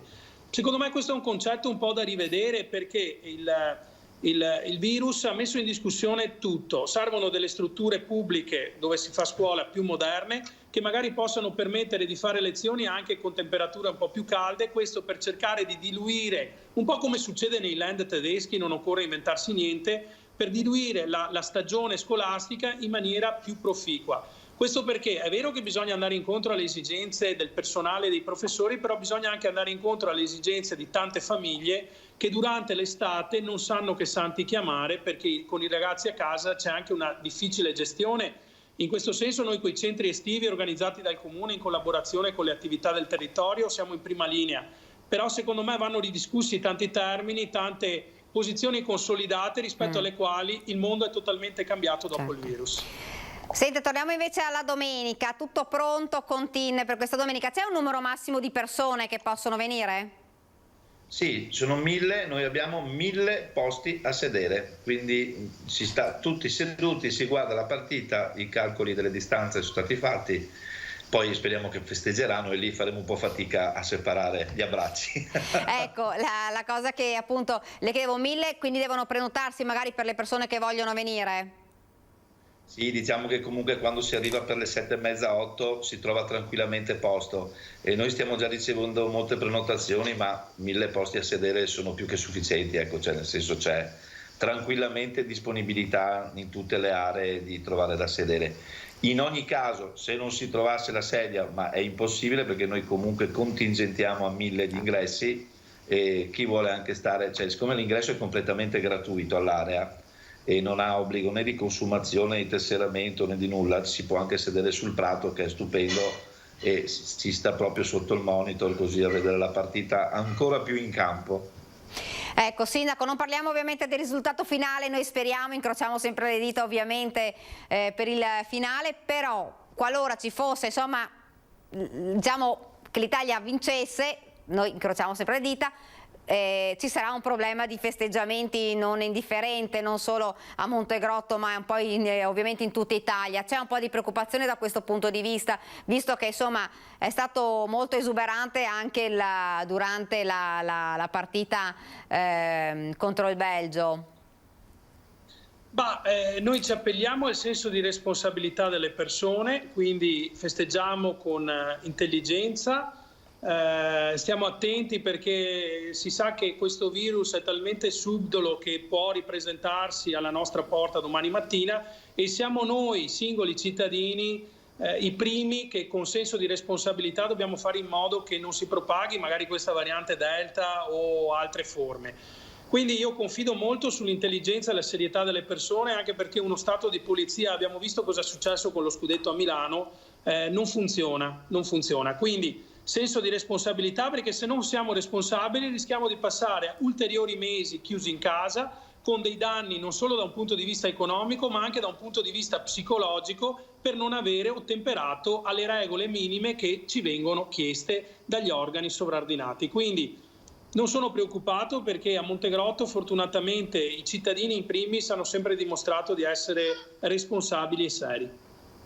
Ecco, per chiudere, insomma, le prossime iniziative, insomma, a parte domenica con la finale dell'Italia, poi le iniziative più importanti sia con Contin sia col sindaco in piazza, quali sono? Contin, magari inizia lei. Scusi, non ho capito la domanda. Le iniziative prossime, proprio le prossime dopo quella di domenica. Allora, Pink Floyd venerdì 16 luglio, il tributo degli Hammers, e subito dopo, la settimana dopo, faremo il Taranta Festival. Oggi pomeriggio, domani confermeremo il programma. Avremo sicuramente poi un agosto importante, perché daremo spazio anche alla musica live latina, quindi in alternativa non si potrà ballare, e allora invece di fare i DJ latini abbiamo chiamato delle band che faranno musica latina, quindi seduti a mangiare, le 7 sorelle dei chioschi che rappresentano ogni nazione, e quindi si potrà anche sentire finalmente un po' di musica live di latino, che è molto molto bella, con le ballerine brasiliane che faranno quindi anche un giro tra i tavoli molto carino. Perfetto. Poi avremo l'Irish Fest a settembre e il finalone, tempo permettendo, speriamo che resistiamo con questo caldo. La mia bronzatura non è fatta al mare, è stata fatta in campo a Montegrotto, quindi ci si può anche abbronzare. Quindi ci si può abbronzare, appunto. Sì, guarda, ho passato ore sotto il sole per montare tra mille difficoltà con temperature proibitive. Dicevo, a settembre, gli ultimi 10 giorni, Montegrotto avrà l'Oktoberfest ufficiale, riconosciuto anche questo da Monaco. Saremo in collegamento video con Monaco, con tutte le band e con tutte le orchestre che suonano lì, ma anche noi avremo le nostre orchestre monegasche, quindi sarà, si dice monegasche, tedesche, adesso non so se faccio confusione con il Principato di Monaco, invece Monaco-Germania, quindi ci saranno 10 giorni di Oktoberfest originale, con la botte, la birra, le 6 birre più famose del mondo, la Gostiner, la Pfizer, cioè ci sono una serie di attività di intrattenimento tutte legate al mondo di Oktoberfest. Sindaco, invece in piazza a Montegrotto. Allora, noi abbiamo previsto 5 serate che vogliono ricordare i gloriosi anni '80 da un punto di vista musicale. Il primo appuntamento sarà sabato 10 in piazza Carmignotto, dove chiuderemo la piazza e ci saranno ospite d'eccezione Johnson Righeira a ricordare appunto quella grande parte degli anni '80. Ci sarà questa animazione in piazza e ci saranno tutte le attività che tireranno fuori i tavolini, e quindi si occuperà la piazza appunto con la musica degli anni '80. Poi ci saranno altre 5 serate, quindi si inizia sabato 10 per poi proseguire durante l'estate con altri 5 appuntamenti. Ci saranno concerti di musica classica con una grande conclusione a settembre con Katia Ricciarelli. Ci sarà teatro al verde in piazza Primo Maggio, soprattutto per i ragazzini più giovani. Nelle frazioni ci sarà il cinema per i nostri cittadini, quindi appuntamenti cinematografici, e chi più ne ha più ne metta. Quindi un ricco calendario di eventi che vi invito ad andare a vedere nel nostro sito montegrotto.org, che vanno in abbinata e coordinati con quelli della Movida. Grazie davvero, grazie Sindaco, grazie anche a Federico Contin, grazie e buon lavoro soprattutto per domenica. Grazie a voi, ci vediamo domenica. Grazie, un saluto a tutti i telespettatori e vi aspettiamo a Montegrotto Terme. Grazie Sindaco. Dunque avete sentito, insomma, ci si sta preparando per questa domenica, poi sentiremo nel corso di questi telegiornali di questa sera cosa verrà fuori dai comitati di sicurezza, che cosa è stato deciso, quali saranno le regole. Parlavano di un giro di vita, però in realtà insomma cercheremo di capire cosa decideranno, insomma si spera insomma niente di così restrittivo, perché insomma la volontà ovviamente è quella di festeggiare, la volontà di tornare alla normalità, come l'abbiamo detto più volte, e insomma quindi sentiremo insomma nei nostri telegiornali che cosa avranno deciso. Ora noi ci fermiamo per qualche istante di pubblicità, il meteo prima, e subito dopo la pubblicità poi torniamo e parleremo anche di politica.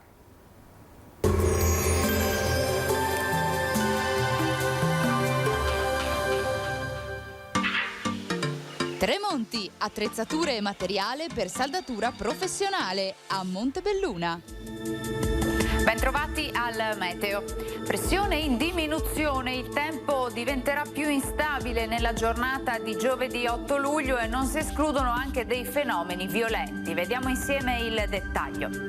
Sul Veneto in mattinata avremo un ampio soleggiamento. Col passare delle ore però il nostro territorio sarà bagnato da frequenti temporali, dapprima sulla pianura meridionale e sulle zone pedemontane, a seguire rovesci diffusi su tutta la nostra regione. A tratti potranno essere anche intensi e con possibili locali grandinate. Venti localmente moderati da direzioni variabili. Temperature sostanzialmente stazionarie, minime tra 17 e 20 gradi, valori massimi compresi invece tra i 29 e i 35 gradi. Ci spostiamo ora sul Friuli Venezia Giulia, dove lo scenario sarà diverso, con tanto sole e tempo più asciutto durante le ore diurne. Entro sera-notte precipitazioni più diffuse. Temperature minime tra 19 e 24 gradi, massime sui 31-33 gradi. Infine diamo uno sguardo alla situazione del Trentino Alto Adige, dove sarà anche in questo caso più asciutto al mattino, a seguire temporali un po' su tutti i settori. Temperature minime intorno ai 16 gradi, massime infine sui 32 gradi all'incirca. Dal meteo di Antena 3 per ora è tutto, grazie per l'attenzione, arrivederci.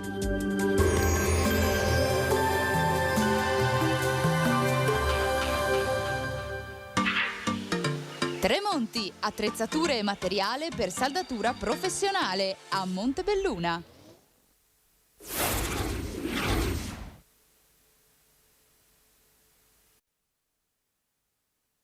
Rieccoci nuovamente in studio ed ora il bollettino regionale dei contagi Covid. Sale in Veneto il numero dei positivi registrati nelle ultime 24 ore, sono 149 contro gli 80 di ieri. Continua invece a rimanere quota zero il numero dei decessi, e questo appunto lo rileva il bollettino regionale. Il totale dei positivi sale a 426,250, prosegue il calo dei ricoveri negli ospedali, 232 meno 1 nei reparti normali, rimane invece invariato quello della terapia intensiva con 14. E dunque continuano anche gli appelli da parte di tutte le ASL a vaccinarsi, a segnarsi, a prenotarsi nei portali, perché i posti ci sono. L'appello anche e soprattutto ai viaggiatori che sono di ritorno dall'estero, ai giovani, proprio l'ULSS Euganea invita anche a farsi i tamponi, sono gratuiti, lo ricordiamo in questo momento, per chi vuol fare il tampone nei punti delle hub vaccinali, ma non solo, nei punti tamponi sono gratuiti, e a vaccinarsi, perché i posti, dice l'ULSS Euganea, ci sono. Quindi vediamo il servizio. Se avete viaggiato, non pensateci due volte, ma venite a fare il tampone. specie se siete stati all'estero. L'appello è rivolto a tutti i turisti, specie chi rientra dall'estero. I cluster di variante Delta nel nostro territorio sono quasi tutti partiti da persone di rientro da paesi stranieri. L'ultimo esempio, quello di 4 studentesse padovane tornate dalla Spagna, e la settimana scorsa 3 dipendenti di una ditta di San Giorgio in Bosco tornati da un viaggio di lavoro dall'Uzbekistan. Per il Green Pass è necessario avere un tampone negativo fatto entro le 48 ore prima del viaggio, ma l'USL Euganea consiglia vivamente di effettuare anche un altro tampone al rientro. Da queste ore infatti è possibile presentarsi nei vari punti tampone dell'USL 6 e dell'azienda ospedaliera per farsi lo screening gratis e senza bisogno dell'impegnativa del medico. Noi possiamo offrire il tampone, anche se non è obbligatorio per un'iniziativa del nostro governatore, anche quando rientrano. Per cui non l'avete fatto prima, lo fate quando rientrate in Italia, ma fatelo. Soprattutto se avete qualche disturbo. Cosa vuol dire qualche disturbo? Vuol dire un po' di febbricola. Abbiamo visto dei ragazzi che avevano mal di testa, che non si riusciva a spiegare. I test e il tracciamento sono fondamentali per contenere i focolai, ma l'arma migliore resta il vaccino, specie per i più giovani che attualmente sono la fascia più colpita dal virus. L'altro appello che mi sento di fare veramente in maniera importante, oltre al tampone, è quello di fare le vaccinazioni. Ora, noi abbiamo più di 5.000 posti. Chi vuole prenotare oggi, domani ha la vaccinazione al padiglione 8 e al padiglione 6. Quindi se io oggi voglio fare la vaccinazione, nel giro di qualche giorno ho l'appuntamento. Allora, se non ci abbiamo pensato perché avevamo gli esami di maturità, volevamo andare in ferie, non volevamo magari rischiare qualche effetto avverso, un po' di febbre, che può succedere per carità con le vaccinazioni, però adesso che siete rientrati, programmate la vaccinazione. Settembre fa presto ad arrivare. E ieri sono state 40.164 le dosi di vaccino anti-Covid somministrate nel Veneto, dunque continua l'appello, lo ricordiamo, insomma, a vaccinarsi. Ovviamente la vaccinazione non è obbligatoria, lo ripetiamo, però insomma l'importante è raggiungere, come è sempre stato detto, l'immunità di gregge. Invece ora parliamo però di politica, lo facciamo insieme all'ospite che è qua in studio con me, Isabella Gianelloni, Partito Democratico, Noi per Conegliano. Buongiorno. Buongiorno a tutti. E lo vedo già collegato in Skype con noi Fabio Chies, Forza Italia. Buongiorno. Buongiorno a tutti. Ciao Isabella. Ciao Fabio. Dunque parliamo insomma delle amministrative. La domanda subito è a Chies, un centrodestra spaccato. Abbiamo visto Forza Italia, Lega e Fratelli d'Italia hanno scelto Garbellotto, quindi un centrodestra si pensava unito, in realtà spaccato alle prossime elezioni. Diciamo che abbiamo cercato di lavorare per un centrodestra unito, poi purtroppo le posizioni erano distanti, si è presa questa decisione nel rispetto di tutti, nel rispetto anche di quelli che sono i valori che ci sono in campo. Noi abbiamo deciso di continuare sulla strada che abbiamo intrapreso, sicuri del buon governo che abbiamo fatto in questi 3 anni e mezzo, pensando che ci siano ancora molte cose da fare per la città, col sostegno di molti cittadini, con le idee chiare sui progetti da portare avanti, per cui come sempre fa parte del mio stile, del mio DNA. In bocca al lupo a tutti coloro che vogliono partecipare alla tornata amministrativa, perché penso che tutti coloro che si mettono in gioco abbiano comunque a cuore la città, siano essi nella compagine di centrodestra o in quella di centrosinistra. Insomma, ci troveremo a confrontarci con gli elettori, spero molto sui temi e poco sulle questioni personali. Ecco, secondo lei questo non avvantaggerà il centrosinistra, questa spaccatura? Ma non penso a questo, penso che ognuno farà le proprie proposte, poi nei comuni sopra i 15.000 abitanti comunque c'è il ballottaggio, c'è il doppio turno, ci sono molti ragionamenti da fare in campo, ma soprattutto è giusto che ogni coalizione abbia una propria serenità nel correre, no? Se non si trova una sintesi è meglio che ognuno abbia il progetto chiaro, lineare. Il nostro, ripeto, è un progetto ben delineato, con un programma che è stato elaborato da oltre 80 persone in questi ultimi 2 mesi. Sono contento che lo si possa mettere in campo, e quello che interessa di più ai cittadini è non disorientarli, cioè dare un programma chiaro con delle persone che hanno un progetto coerente e un motivo per stare insieme. Ecco, noi abbiamo scelto questa strada e la porteremo avanti. Isabella Zanelloni, dunque questo invece secondo lei è, insomma, potrebbe essere positivo per un centro-sinistra, una spaccatura del centrodestra conegliano? A parte la positività o meno per il centro-sinistra, è chiaro che appartenendo io all'altro schieramento, sapere che il centrodestra va alle elezioni diviso è ovviamente una notizia che dà l'idea comunque soprattutto del fatto che la maggioranza che è uscente dal Consiglio Comunale era una maggioranza comunque divisa e spaccata, e questa divisione che appare oggi plasticamente ne è la dimostrazione. Ovviamente ha ragione Fabio Chies quando dice che andremo a confrontarci sui temi e non sulle questioni personali, ci mancherebbe altro. Però ecco, devo dire che la situazione nella quale la città si trova è sotto gli occhi di tutti. Tutti noi vogliamo bene a Conegliano, siamo qui per proporre ovviamente un'alternativa a un governo che sostanzialmente dura da almeno 20 anni e che ha portato la città nella situazione in cui si trova oggi. E la situazione in cui si trova oggi, mi permetta di dirlo, non è certamente frutto degli ultimi mesi. Il commissario prefettizio ha svolto il suo compito, devo dire, in maniera esemplare. Tra l'altro è sempre stato molto disponibile all'ascolto delle varie istanze, delle associazioni, anche dei partiti, anche degli ex consiglieri comunali, per capire la situazione di una città molto complessa. E appunto lui ha svolto il suo compito in maniera esemplare, cercando di continuare ovviamente a mettere a posto le cose. Per alcuni aspetti ci siamo accorti che ha lavorato con maggior celerità e sicurezza proprio il commissario, anziché il governo, diciamo così, eletto dai cittadini la volta precedente. Quindi, insomma, per finire il discorso, torno a quello che ho detto prima, il fatto che il centrodestra arrivi a queste elezioni diviso è la dimostrazione del fatto che non andavano tanto d'accordo neanche prima, tant'è vero che abbiamo visto come è andata a finire. Fabio Chies, qua mi tocca farle rispondere subito.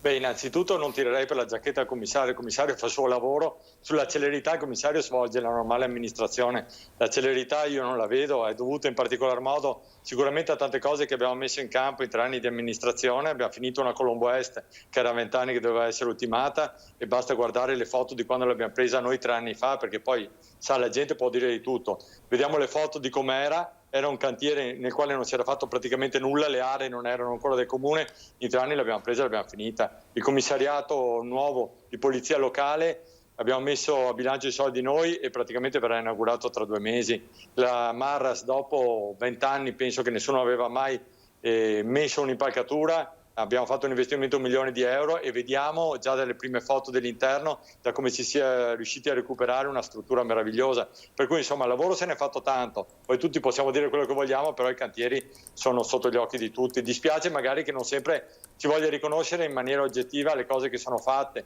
Nelle scuole tutti i lavori di adeguamento sismico, €6 milioni di contributi presi solo nel 2020, ecco, penso che i dati non siano confutabili. Comunque, ripeto, auguro a Isabella e anche al centro-sinistra di fare una bella campagna elettorale sui temi, come faremo noi sicuramente. Noi gli argomenti da portare ai cittadini li abbiamo, senza sicuramente né tirare per la giacchetta a un commissario che sta facendo molto bene il proprio lavoro, né senza sicuramente andare ad attaccare nessuno. Isabella. Ma sì, no, la giacchetta del commissario rimane dove ci mancherebbe altro. Stavo solo sottolineando il fatto che si è dimostrato bravo a svolgere il suo lavoro. È chiaro che la città ha bisogno di un governo politico, un governo che veda un sindaco eletto dai cittadini e un consiglio comunale che, sì, l'ex sindaco Fabio Chies è stato perché non è che sia nuovo alla politica neanche lui, insomma, no, io non sono nuovissima, ma anche lui forse ancora meno di me, anche se è molto più giovane di me sicuramente, ma dal punto di vista della presenza fra gli scranni del Consiglio Comunale molto prima di me. È stato presidente del Consiglio Comunale prima, è stato assessore alla pubblica istruzione, quindi è stato, no, l'abbiamo visto per diversi anni al governo, e alla buon'ora che alcune cose sono venute avanti. Il Consiglio Comunale che noi ci ci auguriamo la prossima volta, la prossima tornata abbia maggior rispetto di quello che ha avuto nell'ultimo periodo, perché io ho svolto il mio ruolo per 2 legislature, 1 e mezzo, perché poi appunto questo è finito, ma insomma il rispetto per il Consiglio Comunale non è stato quello che ci si aspetterebbe da una maggioranza sicura di sé da un lato, ma che abbia incarnati i valori dello scambio democratico. Secondo lei? È mancato il confronto. Adesso non stiamo qui ovviamente a rimangare le cose, perché stiamo parlando del futuro, non del passato. Certo. Però più di qualche volta ci è stato detto che le nostre proposte potevamo anche fare a meno di farle, perché tanto le decisioni venivano prese altrove. Ora è chiaro che quando siamo in un sistema maggioritario c'è una maggioranza, c'è un'opposizione, ci mancherebbe, però gli atteggiamenti proprio di sufficienza nei confronti dell'opposizione sono sembrati più di qualche volta fastidiosi, ma ripeto, lasciamo stare e andiamo avanti. Parlando invece del futuro, che cosa secondo lei c'è da fare per Conegliano? Beh, insomma, la città ovviamente è una città complessa, perché non è una metropoli, ma non è neanche un paesetto, è una città, fra l'altro, che è, ricordiamolo, è sede di una stazione ferroviaria che vede passare migliaia di viaggiatori, ha la stazione dei pullman, ha tutte le scuole superiori, tutti gli istituti superiori, alcune facoltà universitarie. Io vorrei vedere, per esempio a Conegliano, qualche altra sede di facoltà staccata, e quindi ha l'ospedale, ha il commissariato, quindi è i vigili del fuoco, è una città complessa in cui arrivano e partono un sacco di persone. Tutto questo provoca chiaramente delle problematiche che non si possono affrontare facendo finta che non esistano. Noi non possiamo chiuderci all'interno delle nostre belle mura e dire Conegliano, noi vogliamo essere protetti da ciò che c'è fuori. No, non è possibile, perché il mondo è interconnesso, lo è dal punto di vista economico, dal punto di vista finanziario, lavorativo, ma lo è dal punto di vista delle persone. E ovviamente insieme a chi lavora, a chi produce, a chi va a scuola, a chi studia, a chi vorrebbe magari divertirsi a Conegliano, e qui potremmo aprire una lunghissima parentesi, purtroppo arriva anche chi magari non vorremmo proprio che arrivasse, ma è inutile, cioè non è che il presidente Mattarella l'altro giorno, mentre era a colloquio col presidente Macron a Parigi, diceva non possiamo mettere nel Mediterraneo un cartello vietato l'accesso. È inutile, perché sono quelle cose che non hanno senso. Quindi la complessità della città va affrontata sia da un punto di vista della viabilità, sicuramente, che è uno forse dei problemi più grandi della città, una questione ad essa legata fortemente, che è quella urbanistica, e vabbè, l'area Zanussi è il famoso buco nero, ma io le ho chiamate le 3 ex. Noi abbiamo un'altra area molto importante in mezzo alle scuole, che è l'area dell'ex caserma San Marco, ex IPC, ex cotonificio, un'area molto vasta che è un'area ex, nella quale ovviamente accade di tutto. E quindi la città, oltre ad avere un'altra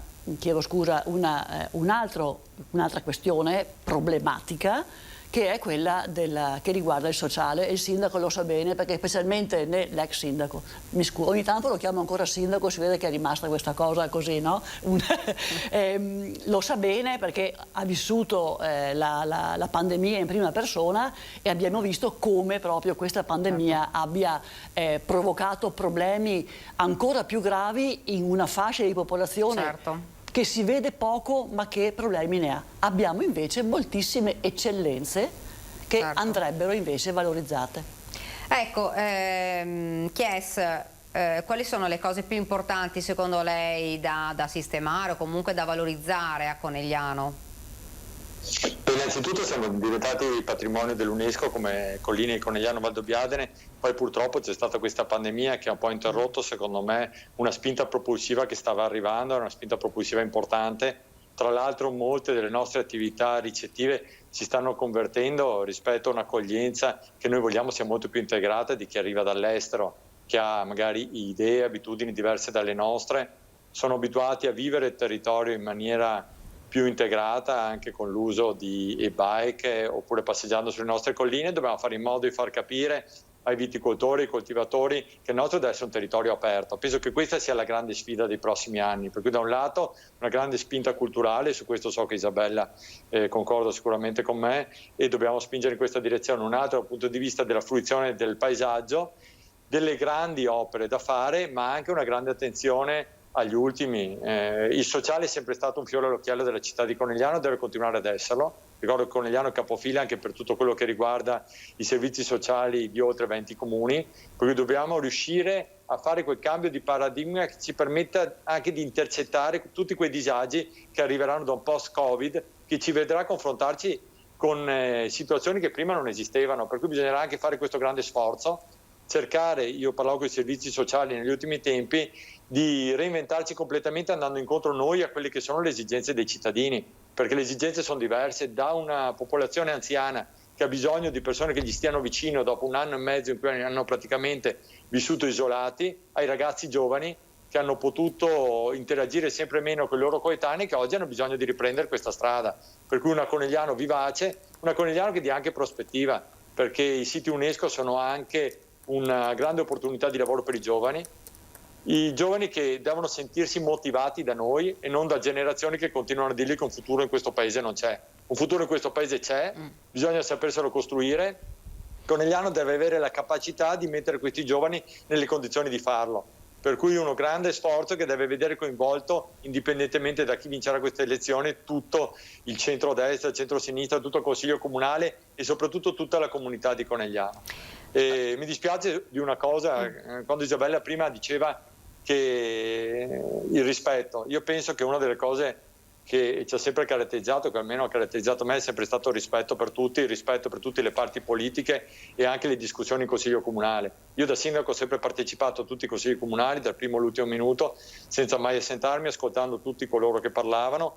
E poi ultima cosa, se diciamo di chi vogliamo o non vogliamo che venga a Conegliano, guardi, io avrei tante cose da dire sulla politica nazionale, sul centro-sinistra, sull'accoglienza, ma ripeto, oggi parliamo di amministrative, le forze dell'ordine fanno il loro lavoro, lo fanno al meglio, però purtroppo le leggi oggi non permettono di tutelare il territorio come noi vorremmo. Parliamo anche di nomi, insomma, sappiamo di Fratelli d'Italia e Lega che presenteranno domani ufficialmente Piero Garbellotto, patrono dell'Imoco Volley.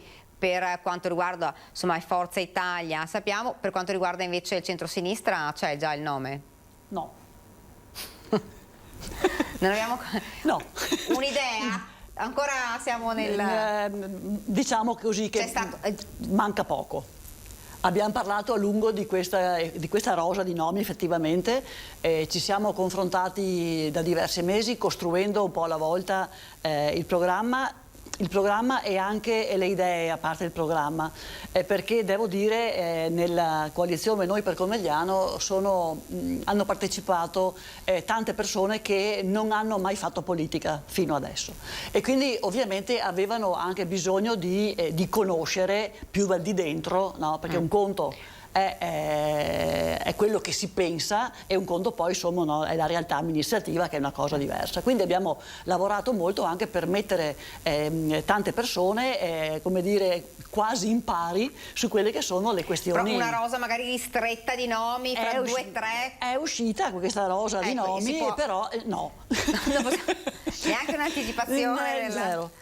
No, diciamo che la cosa verrà resa nota, verrà resa nota fra qualche giorno, insomma, perché siamo, come dire, anche perché è giusto tra l'altro che i cittadini sappiano un pochino, no, a chi la coalizione farà riferimento, perché poi è chiaro che la coalizione di Fabio Chies sa che ha l'ex sindaco come punto di riferimento, l'altra coalizione sa che ha ovviamente Piero Garbellotto. È giusto che i nostri elettori, che comunque i coneglianesi e soprattutto... Erano stati fatti, mi scusi, non poco tempo fa 2 o 3 nomi giravano.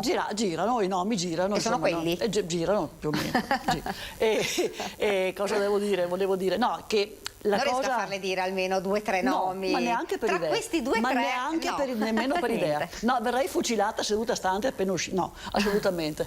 No, la cosa importante, e credo che anche su questo Fabio sia d'accordo, perché la scorsa consigliatura è stata eletta dalla metà dei coneglianesi. E il fatto che metà dei miei concittadini abbia ritenuto che non fosse necessario, importante, utile recarsi alle urne per eleggere il sindaco, il consiglio comunale, quindi non qualcosa, non il Parlamento europeo che magari no, qualcosa di molto lontano, ma chi poi no, ti gestisce le strade, le scuole, eccetera, e quello forse è il dato più preoccupante, ed è un dato che abbiamo analizzato a fondo andando a vedere gli elettorati dei vari seggi sparsi nella città, e che credo che l'impegno insomma debba essere quello di ridare ai comellianesi il desiderio di andare a votare, perché è importante comunque scegliere. Quando uno non sceglie, poi ovviamente si ritrova magari con qualcosa che non gli piace. La scelta invece deve essere qualcosa di consapevole, certo. E la speranza, no, di migliorare la città, la speranza, diceva qualcuno, nasce dalla consapevolezza, altrimenti diventa un'illusione. Noi vogliamo dei cittadini comellianesi consapevoli e che quindi vadano il più possibile alle urne. Il prossimo ottobre pare quella la data per scegliere consapevolmente chi li guiderà per i prossimi 5 anni. Chies, io volevo chiederle e tornare un attimo sul fatto della divisione alla centrodestra, perché per un attimo, qualche tempo fa, sembrava che ci fosse in realtà una condivisione e che si fosse trovata insomma una soluzione. In realtà poi dopo c'è stata proprio la spaccatura. Ma guardi, noi ci abbiamo provato e devo dire in buona fede. Poi alla fine i tempi si allungavano, i tavoli continuavano a susseguirsi in maniera un po' bizantina, e a un certo punto io devo dire ho deciso di continuare la strada che avevamo intrapreso, visto e considerato che a un certo punto si parlava di prendere scelte a Roma, di prendere scelte in altri luoghi. Mi sono preso la responsabilità di dire che le scelte vengono prese a Conegliano per quanto riguarda la nostra città, per cui non mi piace quando le cose vengono devolute a livello troppo lontano dalla città. Io sono convinto, ripeto, che abbiamo ben operato, sono convinto, sentendo i cittadini, che molti comunque si aspettano che continuiamo il lavoro che stiamo facendo, altri ovviamente la penseranno come Isabella, che tra l'altro è una che sta proprio in quella rosa del centro-sinistra. Le faccio in bocca al lupo per tutto e anche per una sua possibile candidatura nel caso, ma devo dire che per quanto riguarda me... Quindi potrebbe anche esserci una sua candidatura? È nella rosa? Mettiamola così, nella rosa.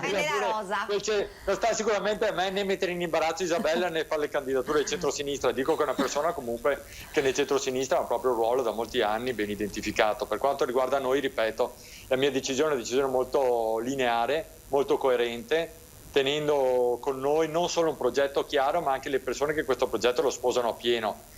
Perché effettivamente dobbiamo dire che le persone, quando si parla di amministrative, fanno la differenza. Io sono convinto che il nostro gruppo sia un gruppo di persone che ha il contatto stretto con il territorio, che non aspetta che arrivi chissà chi per fare ragionamenti, ripeto, a livello romano o d'altro, e come diceva Isabella, probabilmente una cosa positiva in questa pluralità di candidati che ci saranno è magari di andare a intercettare il maggior numero di elettori possibile, perché un sindaco è più forte quanto più forte è il numero di persone che si recano alle urne. Per cui io di una cosa mi auguro che siano molte le persone che andranno a votare per il proprio sindaco, anche perché è una figura di riferimento che sanno dove trovare, e anche per questo ritengo che l'impegno del sindaco debba essere, l'ho detto anche sul tavolo del centrodestra, lo ripeto anche qui, un impegno a tempo pieno, anche per le difficoltà di cui accennavamo. Una società che esce da un post-Covid ha bisogno di un sindaco che stia in comune, non dico 24 ore su 24, ma poco ci manca, che sia sempre a disposizione dei cittadini e che possa parlare con questi e anche essere un punto di riferimento costante.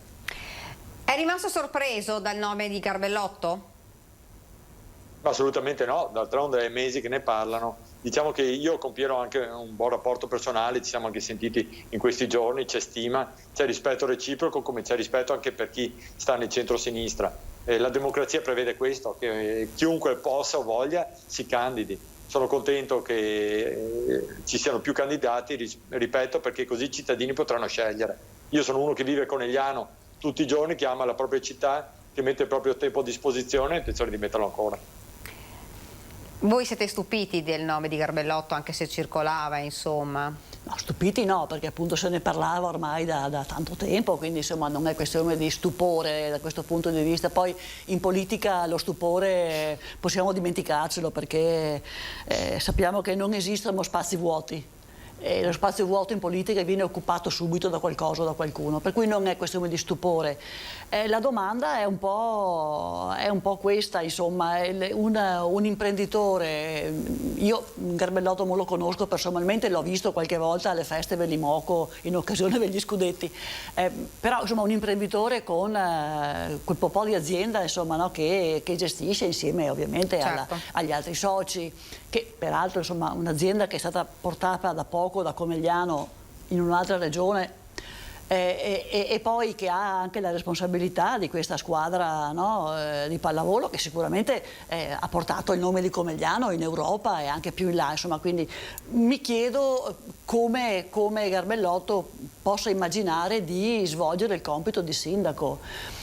Chiaro che non è solo il sindaco, perché magari Fabio è una persona gentile, disponibile, però poi c'è bisogno anche di una squadra che sia allo stesso modo disponibile, gentile, aperta, inclusiva, e vabbè, non sempre questo è accaduto, e per cui dipende molto anche dalla squadra, però certamente la figura del sindaco è fondamentale. Ci si chiede come lui possa incarnare questo ruolo in una situazione come questa, a partire proprio al di là delle grandi questioni. L'UNESCO, come vediamo, si è ritrovata a rincorrere l'UNESCO invece di essere parte attiva e propositiva. L'abbiamo visto in tante delle scelte compiute, al di là del problema Covid ovviamente, non era voluto da nessuno quello, ma nelle scelte quotidiane, nel decoro della città, nella pulizia della città. Anch'io vivo a Conegliano, esco, giro molto a piedi, in bicicletta, guardo, e la città ha bisogno davvero di una svolta, di decoro, pulizia, di molta più attenzione alle cose, anche alle cose che possono sembrare non fondamentali, ma che poi nella vita quotidiana dei cittadini lo diventano, e in questa cosa il sindaco secondo me ha un ruolo proprio, la faccia deve essere tutti i giorni là pronta a rispondere, per cui sentiremo comunque domani la conferenza stampa di Garbellotto e sentiremo un po' che cosa, no? Voi avete idea di quando farete la presentazione appena arriverà questa? Fra qualche giorno. Qualche giorno. Senta, Chies diceva c'è bisogno insomma di più di un'attenzione maggiore per Conegliano, lei è d'accordo? L'attenzione deve essere costante e quotidiana, ripeto, ci sono molte cose da mettere in ordine, da seguire quotidianamente. Mi viene in mente quando si parla di Biscione nelle 3 zone, io ricordo che noi abbiamo spostato la biglietteria al piano superiore, abbiamo messo la nuova sede dei carabinieri in congedo, c'è il nuovo progetto Innovation Lab con i nuovi laboratori, stiamo lavorando, abbiamo lavorato molto in questa direzione. Bisogna lavorare anche molto nella direzione della sensibilità dei cittadini, perché ricordiamo che non è che la città viene sporcata da persone che arrivano da Marte, bisogna che i nostri cittadini siano in grado di fare il salto di qualità anche loro, di capire che siamo una città che è attenzionata a livello nazionale e internazionale, e ricordo per l'80%, 90% dei cittadini che si comportano bene e hanno amore per la propria città, c'è un 10% di persone irrispettose che ancora getta le carte per terra invece di buttarle nei cestini. Ecco, un gran lavoro va fatto di educazione civica, viene fatto nelle scuole. Devo dire che i ragazzi hanno una grandissima sensibilità rispetto all'ambiente e questo mi fa ben pensare per il futuro. Io sono una persona che è ottimista verso il futuro, ottimista anche se siamo realisti, cioè pensiamo che i giovani comunque abbiano grandi capacità, siano in grado di creare una società migliore di quella che tante volte noi gli abbiamo lasciato anche in termini di sensibilità, di educazione civica, per cui dobbiamo fare un gran lavoro sui giovani che sarà quello che ci permetterà in futuro di trarre i frutti di tutto questo. Per quanto riguarda la città, ripeto, per me è una città meravigliosa, d'altronde non ci candidiamo a sindaco di una città che non amiamo, l'amiamo, pensiamo che abbia grandissime potenzialità, sappiamo quali sono le difficoltà e proprio per questo, ripeto, per i 3 anni e mezzo in cui ho fatto il sindaco, ho gestito anche una situazione molto difficile come quella della pandemia, sono sicuro che sappiamo di cosa ha bisogno Conegliano, vogliamo farlo in maniera chiara, precisa, abbiamo tutte le carte regola per farlo, per questo, ripeto, quando ho visto che ci si spostava su tavoli romani, su scelte che venivano da tutte altre logiche e non scelte radicate, comunitarie, con le radici ben salde all'interno della città di Conegliano, ho pensato che era il momento comunque di rimettersi in gioco e ripartire. Chiedo un attimo ai miei ospiti se possono attendere un attimo, perché ci ricolleghiamo con Venezia, dove, lo ricordiamo, è partito ufficialmente il G20. Per noi lì ci sono Ilaria Marchiori e Sandro Ponchio. Vediamo se li vedo già. Ilaria, buongiorno. Ti vedo. Sì, buongiorno, benissimo, buongiorno Daniela, buongiorno ai nostri telespettatori. Ci siamo spostati ora dalla zona dell'Arsenale dove ci siamo visti circa un paio d'ore fa e dove era in corso anche una manifestazione pacifica all'esterno, mentre all'interno alle 11:30 è iniziato il primo degli incontri da parte dei grandi che discuteranno del futuro dell'economia mondiale da qui ai prossimi 4 giorni. Infatti oggi è iniziato con il Global Forum on Productivity, domani invece sarà la volta del Tax Symposium. Questi, diciamo, i nomi degli incontri, delle discussioni che si svolgeranno, e domani sarà anche il giorno dell'incontro tra i ministri dell'economia e i governatori delle banche d'Italia dei 20 paesi più industrializzati, e che proseguirà anche nella giornata di sabato, dove tra l'altro nella zona delle Zattere sono previste anche delle contestazioni. Ma in realtà anche questa mattina c'è stata appunto questa manifestazione pacifica degli ambientalisti, di giovani e meno giovani, che volevano lanciare un loro messaggio non solo ai governi ma anche ai cittadini, perché si rispettino i protocolli, soprattutto quelli che sono i protocolli ambientali per il bene del globo terrestre. Le misure di sicurezza sono entrate in vigore già dalla giornata di ieri, sono tantissime le forze dell'ordine in servizio in città, ben 7 le divise, lo facciamo presente, che fino a domenica, a partire da 2 giorni fa, lavoreranno proprio fianco a fianco, un lavoro importantissimo che li vede tutti in sinergia: carabinieri, polizia, guardia di finanza, vigili del fuoco, la guardia costiera, tutti insieme dalla Smart Control Room nella zona del Tronchetto, da cui si monitorerà tutto, oltre naturalmente le zone della città di Venezia, in particolare quelle che toccheranno diciamo i punti con i grandi del G20, ad esempio quando ci sono gli spostamenti acquei, che al momento alla stampa non è dato vedere perché appunto sono in zone in cui non si può passare, ci sono naturalmente tutti i controlli. E qui, come vedete, il Canal Grande, noi ci troviamo nella zona adesso di Piazza San Marco, dove ci siamo spostati. I mezzi sono pochissimi, quelli che vedete passare. Si vedono alcune gondole con i turisti che probabilmente sono anche ignari del fatto che Venezia in questi giorni è proprio la capitale dell'economia mondiale, e qualche vaporetto, quelli che proprio, le corse che proprio sono necessarie soprattutto anche per chi vive a Venezia, per i residenti, e naturalmente è stata limitata la zona dell'Arsenale. Finora, appunto dicevamo, i lavori sono iniziati alle 11:30, finora è andato tutto bene, anche con la manifestazione pacifica non c'è stato alcun bisogno di intervento, non ci sono state particolari segnalazioni che ci sono arrivate dalle forze dell'ordine, da chi sta monitorando la situazione.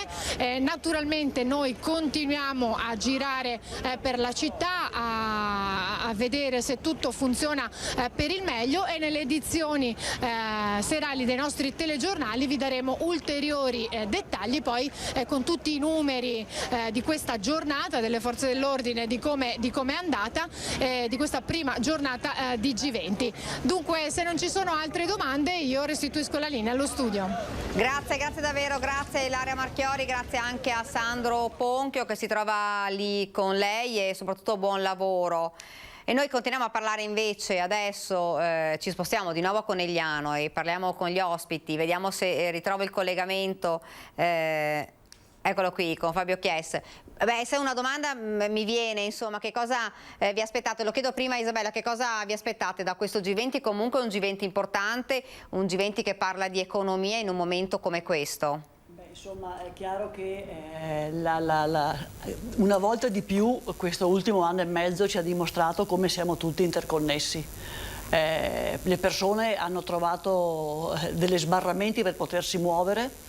L'economia ovviamente ne ha risentito tantissimo, anche se fortunatamente pare dai primi dati che si leggono che ci sia comunque una ripresa. Certo che il G20 avrà, credo, il grande compito di immaginare, pensare l'economia del pianeta da qui in avanti. Perché il G20 non serve certamente per pensare all'economia da qui alla fine dell'anno o al 2022, insomma qui siamo di fronte a delle sfide che sono enormi. Da insegnante mi viene in mente che nei programmi di educazione civica che abbiamo come cominciato per legge a svolgere lo scorso anno scolastico, all'ordine del giorno c'era l'agenda 2030, quindi dell'ONU, quindi con tutto ciò che si immagina per il futuro. Ben sapendo però che noi abbiamo un pianeta che marcia a velocità diverse, quindi abbiamo un pianeta, una parte del pianeta che soffre in maniera indicibile la fame, le guerre, le violenze e le epidemie in maniera ancora più drammatica. Ci hanno parlato, detto, poi l'altro giorno sentivo, dell'Africa. In Africa il Covid sta arrivando in maniera brutale proprio adesso, mentre noi ne stiamo molto faticosamente uscendo. Che impatto potrà avere in quel continente un'epidemia? Per dirne una, insomma, no? E l'economia comunque che deve in qualche maniera rimodularsi, perché non può più esistere che ci siano le grandissime multinazionali che continuano a guadagnare triliardi di dollari e poi invece anche economie come la nostra in cui le aziende, in cui i giovani che vogliono cominciare a svolgere l'attività si ritrovino invece con milioni di problemi da affrontare. Quindi credo che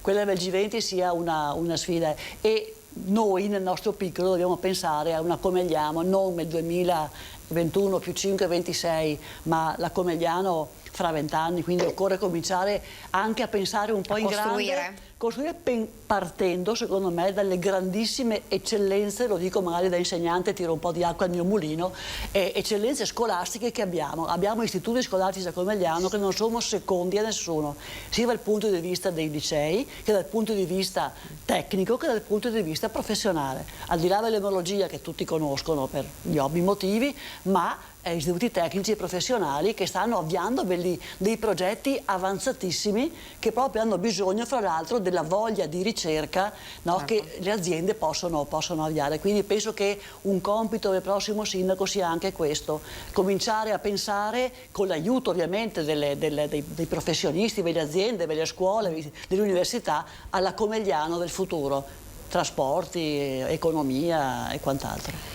Chiesto anche a lei, vorrei fare la domanda, che cosa ci si aspetta da questo G20, che cosa si aspetta lei? Io vorrei che avessero il coraggio di uscire dai luoghi comuni e dire le cose come stanno. Qui c'è un mondo in cui si viaggia a velocità differenti anche nel rispetto dell'ambiente, nel rispetto dei diritti umani anche dei lavoratori. Bisogna capire se dobbiamo fare ancora scelte ipocrite dicendo che comunque va tutto bene, oppure denunciamo veramente paesi che hanno sicuramente delle caratteristiche diverse dalla nostra e fanno una concorrenza sleale ai paesi occidentali che rispettano le regole. Poi ci troviamo in situazioni differenti e soffriamo fortemente di tutto quello che è un sistema produttivo che arriva dalla Cina, che arriva da altri paesi, che mette in grossa difficoltà chi invece vuole lavorare tutelando l'ambiente e tutelando i diritti dei lavoratori. Per cui o avremo la forza e il coraggio di dire queste cose e di cercare di uniformare il mondo produttivo, oppure ci ritroveremo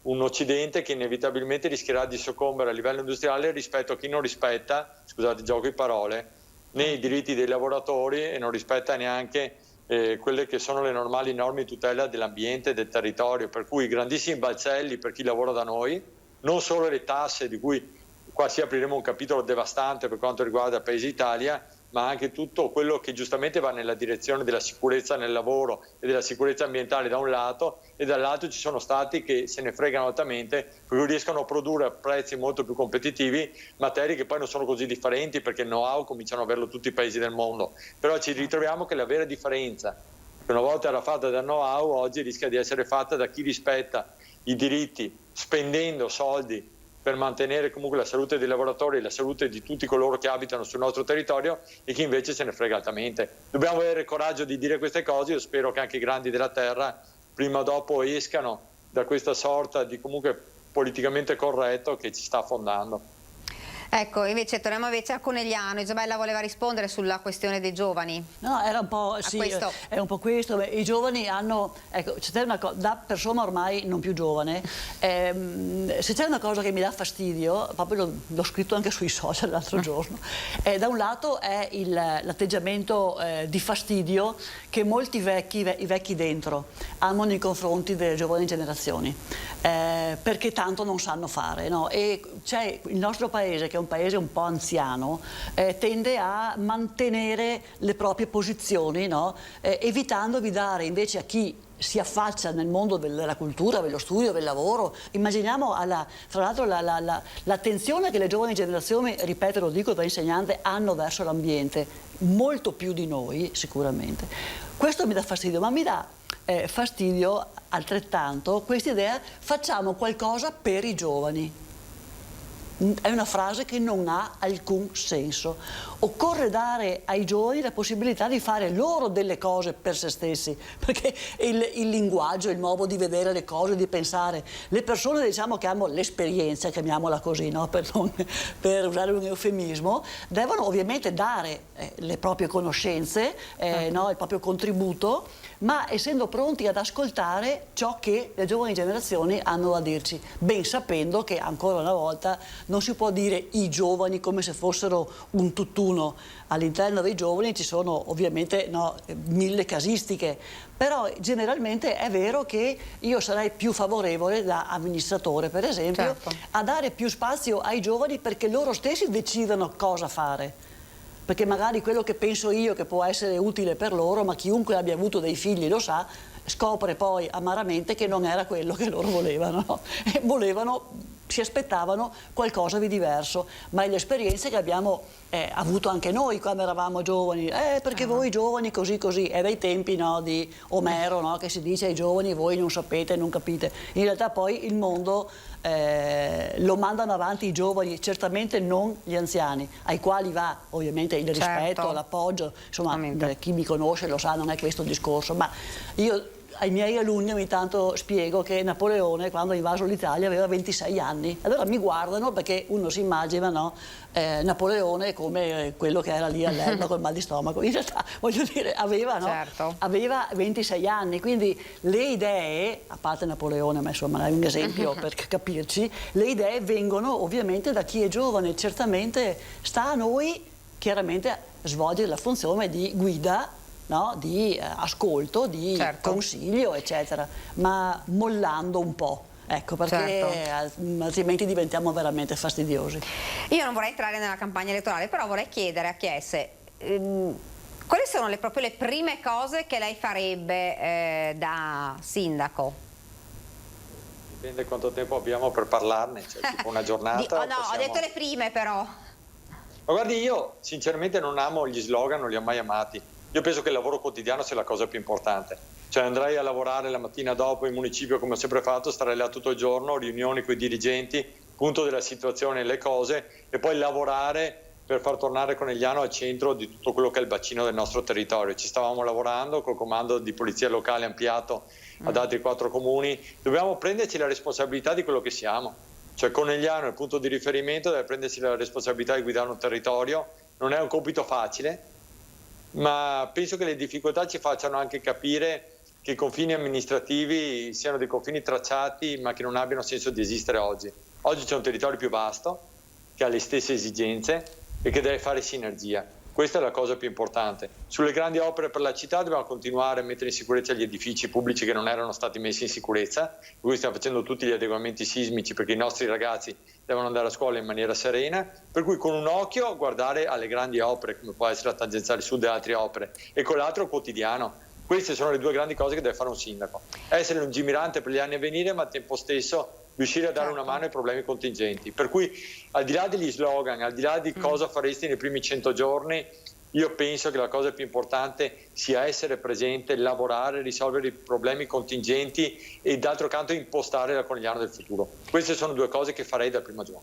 Ecco, Isabella, le cose da fare subito, immediatamente per Conegliano? Ma le cose da fare subito sono rimettere, secondo me, cioè rimettere al centro Conegliano cosa vuol dire? Vuol dire tante cose, tutte da fare contemporaneamente. Per questo un sindaco deve avere una grande squadra, perché ovviamente il sindaco non è un tuttologo, il sindaco è un simbolo, deve dare l'indirizzo, ma deve avere una grande squadra che da un lato... No, compito del sindaco penso sia quello di appunto riunire. Però la cosa che le viene in mente per prima... guardi, da cittadino, perché poi sono una cittadina anch'io della città, avere la macchina amministrativa che funzioni a pieno regime, andare a vedere, valorizzare le grandi risorse che abbiamo. Io l'ho sempre detto in tutte le sedi e Chies me ne è testimone, che all'interno del comune di Conegliano ci sono dei lavoratori, dei dipendenti che sono bravissimi, sanno svolgere il loro lavoro e lavorano molto e a volte anche più di ciò che dovrebbero, ciò che è loro, diciamo così, il loro dovere, perché lo fanno con amore, con dedizione, con capacità, competenza, professionalità. Partire va là perché noi dobbiamo pensare che il comune deve dare risposte ovviamente ai cittadini. Poi ho qualche idea in testa, ma insomma questa vedremo. E poi ovviamente guardare, però per guardare le varie cose serve una grande squadra, una squadra in cui ciascuno sa esattamente cosa deve fare. Ci fermiamo per qualche istante di pubblicità, poi torniamo in studio, così ho anche altre domande che sono insomma un po' più di ampio respiro, oltre che a Conegliano, per i 2 ospiti. Quindi pubblicità. Ok. Adesso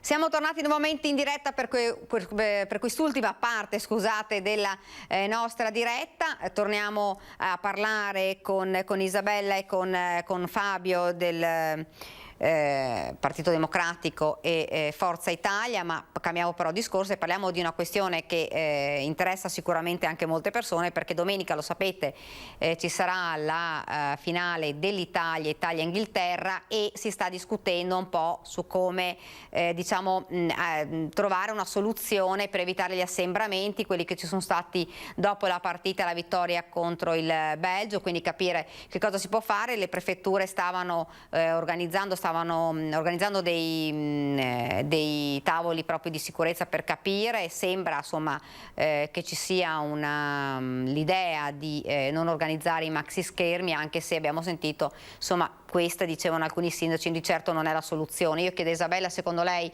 questa potrebbe essere una soluzione per evitare gli assembramenti che abbiamo visto nelle piazze? Ma insomma è sempre difficile, è chiaro che le persone, e specialmente le persone giovani, hanno voglia di uscire, e nel momento in cui si dice che all'aperto si può stare senza mascherina, però insomma il maxi schermo, se ben organizzato, può anche essere qualcosa di utile per evitare che le persone magari si accalchino all'interno dei bar per vedere la partita, e quindi causando. Dopodiché come fare a bloccare l'abbraccio fra i tifosi? Lì la vedo veramente dura. Dovremmo avere un poliziotto per ogni tifoso, ammesso che i poliziotti non facciano festa pure loro, perché magari presi va l'entusiasmo. Allora l'unica questione l'unica soluzione è quella, credo, di spingere sempre di più verso la vaccinazione, perché allora è l'unica maniera, perché chiudere le persone in casa ovviamente non è possibile. Basarsi sull'idea che le persone siano tutte morigerate la vedo difficile, insomma. A mezzanotte con 4-5 birre in corpo è un po' difficile pensare che poi ci sia qualcuno di morigerato, insomma le questioni lo sappiamo, poi ci scandalizziamo il giorno dopo. La cosa che mi dà un po' fastidio è che tutto questo avvenga e poi però magari si pensi di tornare a scuola in didattica a distanza. Questa cosa qua è una roba che veramente urla vendetta, perché La scuola è sempre stata ligia, attenta, i ragazzi dentro a scuola sono sempre stati... la didattica a distanza è stata una iattura, una disperazione, specialmente per gli allievi più fragili. Pensare che si possa fare festa a Wembley o per le strade, ma per poi tornare a scuola, sinceramente, 5 ore con la mascherina e didattica a distanza è veramente non è fattibile. Insomma, bisogna che ne usciamo e credo che l'unica maniera sia comunque vaccinare e vaccinare le persone. Fabio Chiesa, che cosa pensa lei insomma, adesso sentiremo quali sono state le decisioni poi delle prefetture. Ma penso che la cosa importante, i cittadini rispettano le regole quando le regole hanno una linearità, no? Quando ci accorgiamo che magari vengono messi una serie di divieti per una serie di categorie e poi vediamo che succede l'opposto in altre situazioni, la gente poi si arrabbia e non rispetta più le regole perché non ritiene le regole utili alla salvaguardia del sistema sanitario e della situazione pandemica. Per quanto riguarda i maxi schermi in piazza, capisco che la prefettura abbia delle perplessità, mi sembra che vada nella direzione di vietarlo, visto che sono stati vietati anche dal commissario Conegliano, e può starci. Però penso che ci siano situazioni analoghe anche negli stadi dove ormai viene permesso ai tifosi di assistere alle partite e non penso che non si abbraccino durante un gol, non penso che all'uscita dello stadio questi non vadano a bere una birra assieme, cioè bisogna che capiamo qual è la situazione. Se la situazione è ancora di emergenza sanitaria va bene, se l'emergenza sanitaria non c'è più non ha senso di esistere, ecco. Io chiederei solo questo a chi disegna queste regole, che le disegni in maniera che vengano capite dai cittadini, perché la finale di un campionato europeo è un evento unico, è un evento che per certi versi riavvicina anche la popolazione in un momento di difficoltà, per cui dà anche quella spinta emotiva positiva di cui abbiamo bisogno. Se ci fossero maxi schermi, io penso che la cosa importante sia dare delle regole ben precise, cioè di fronte ai maxi schermi potrebbero esserci delle sedie a distanza giusta dove ci si può sedere, dove si può guardare la partita, e penso che i cittadini insomma abbiano anche imparato a rispettare queste regole. Mi fa molto più paura le feste in casa che si fanno e si faranno davanti ai maxi schermi o le feste nei bar davanti ai maxi schermi, cioè non penso che queste si riusciranno ad evitare ovunque, perché ci ritroviamo magari una piazza vuota e i bar pieni, per cui l'assembramento in un bar probabilmente sarà molto superiore a quello che ci sarebbe in una piazza con le distanze opportune. Ecco, queste sono cose che vanno prese in considerazione.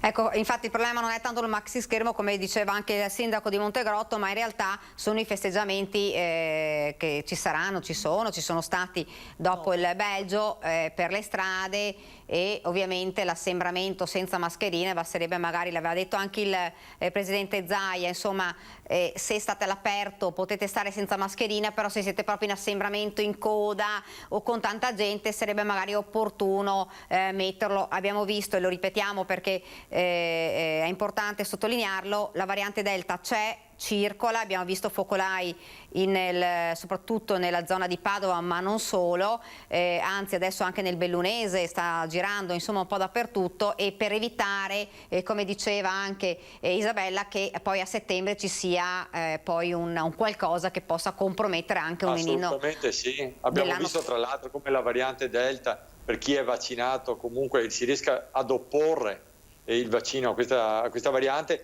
L'importante è proprio finire questo, cioè andare verso l'immunità di gregge, far capire alla gente che vaccinarsi è importante, perché vedo ancora delle persone che sono in dubbio sul fatto se vaccinarsi o no, ma non esiste una situazione di questo genere, cioè noi dobbiamo, per tutela di noi stessi ma anche per rispetto delle altre persone, vaccinarci, arrivare alla vaccinazione di gregge e poi sperare, dati scientifici alla mano che ci stanno confortando in questa direzione, che a settembre-ottobre la situazione non sia la situazione che ci siamo trovati a settembre-ottobre 2020, ma che la grande differenza tra 2020 e 2021 sia appunto fatto dal vaccino. Si sono raggiunte le 500.000 vaccinazioni al giorno, abbiamo fatto tutto quello che si doveva, la gente ha rispettato le regole, facciamo gli ultimi sforzi fino a quest'autunno e auguriamoci che sia l'uscita dal tunnel. Isabella, tornando per un momento a Conegliano, perché siamo quasi in chiusura di questa diretta, insomma l'importante è che, lo sottolineavate entrambi, insomma l'importante è che la gente vada assolutamente a votare. Sì, i miei concittadini mi auguro che vadano a votare, ma per portare le persone a votare c'è bisogno di proposte serie, perché non è che i comiglianesi siano persone strane, evidentemente hanno bisogno di trovare delle motivazioni, delle proposte interessanti, che chi si propone alle elezioni abbia la capacità di dare appunto l'idea che si può fare qualcosa di nuovo e che si può cambiare, che Conegliano può tornare a essere il centro proprio di un comprensorio grande, composto da tanti comuni, tante comunità, che a Conegliano hanno comunque il punto di riferimento volenti o nolenti, ma sono comunità spesso molto attive al loro interno. I comuni viciniori sono comuni molto molto attivi, con moltissime attività. Allora bisognerebbe cominciare a ragionare ovviamente in termini un pochino più grandi. Chies, anche per lei l'ultima domanda veloce perché siamo in chiusura, insomma l'importante è che si voti, anche perché lo ricordiamo, Conegliano comunque in questo momento è seguita da un commissario. Sì, non esiste un commissariamento di quasi un anno per una città come Conegliano. Al di là del buon operato del commissario, io penso che una città debba avere un sindaco eletto dai propri cittadini. Ricordiamo che dal 6 novembre che la città di Conegliano non ha un sindaco, per una città di queste dimensioni, punto di riferimento di tutti i comuni del comprensorio, questo è inaccettabile. Per cui io speravo che si votasse prima, capisco le ragioni per cui non si è andati al voto, ma questa situazione non può prolungarsi oltre. Ripeto, noi abbiamo bisogno di una situazione chiara in cui Conegliano torni in tutti i tavoli che contano col proprio sindaco a gestire tutto un territorio vasto, importante, certo, che ha bisogno comunque di una direzione da prendere. Grazie davvero a Fabio Chies in collegamento con noi, grazie davvero invece a Isabella Gianelloni che è venuta qui. Noi aspettiamo ovviamente di sapere quale sarà il candidato di centrosinistra. Grazie, termina qua questa diretta, grazie davvero per averci seguito, Grazie arrivederci. Grazie a voi. Grazie a tutti. Grazie.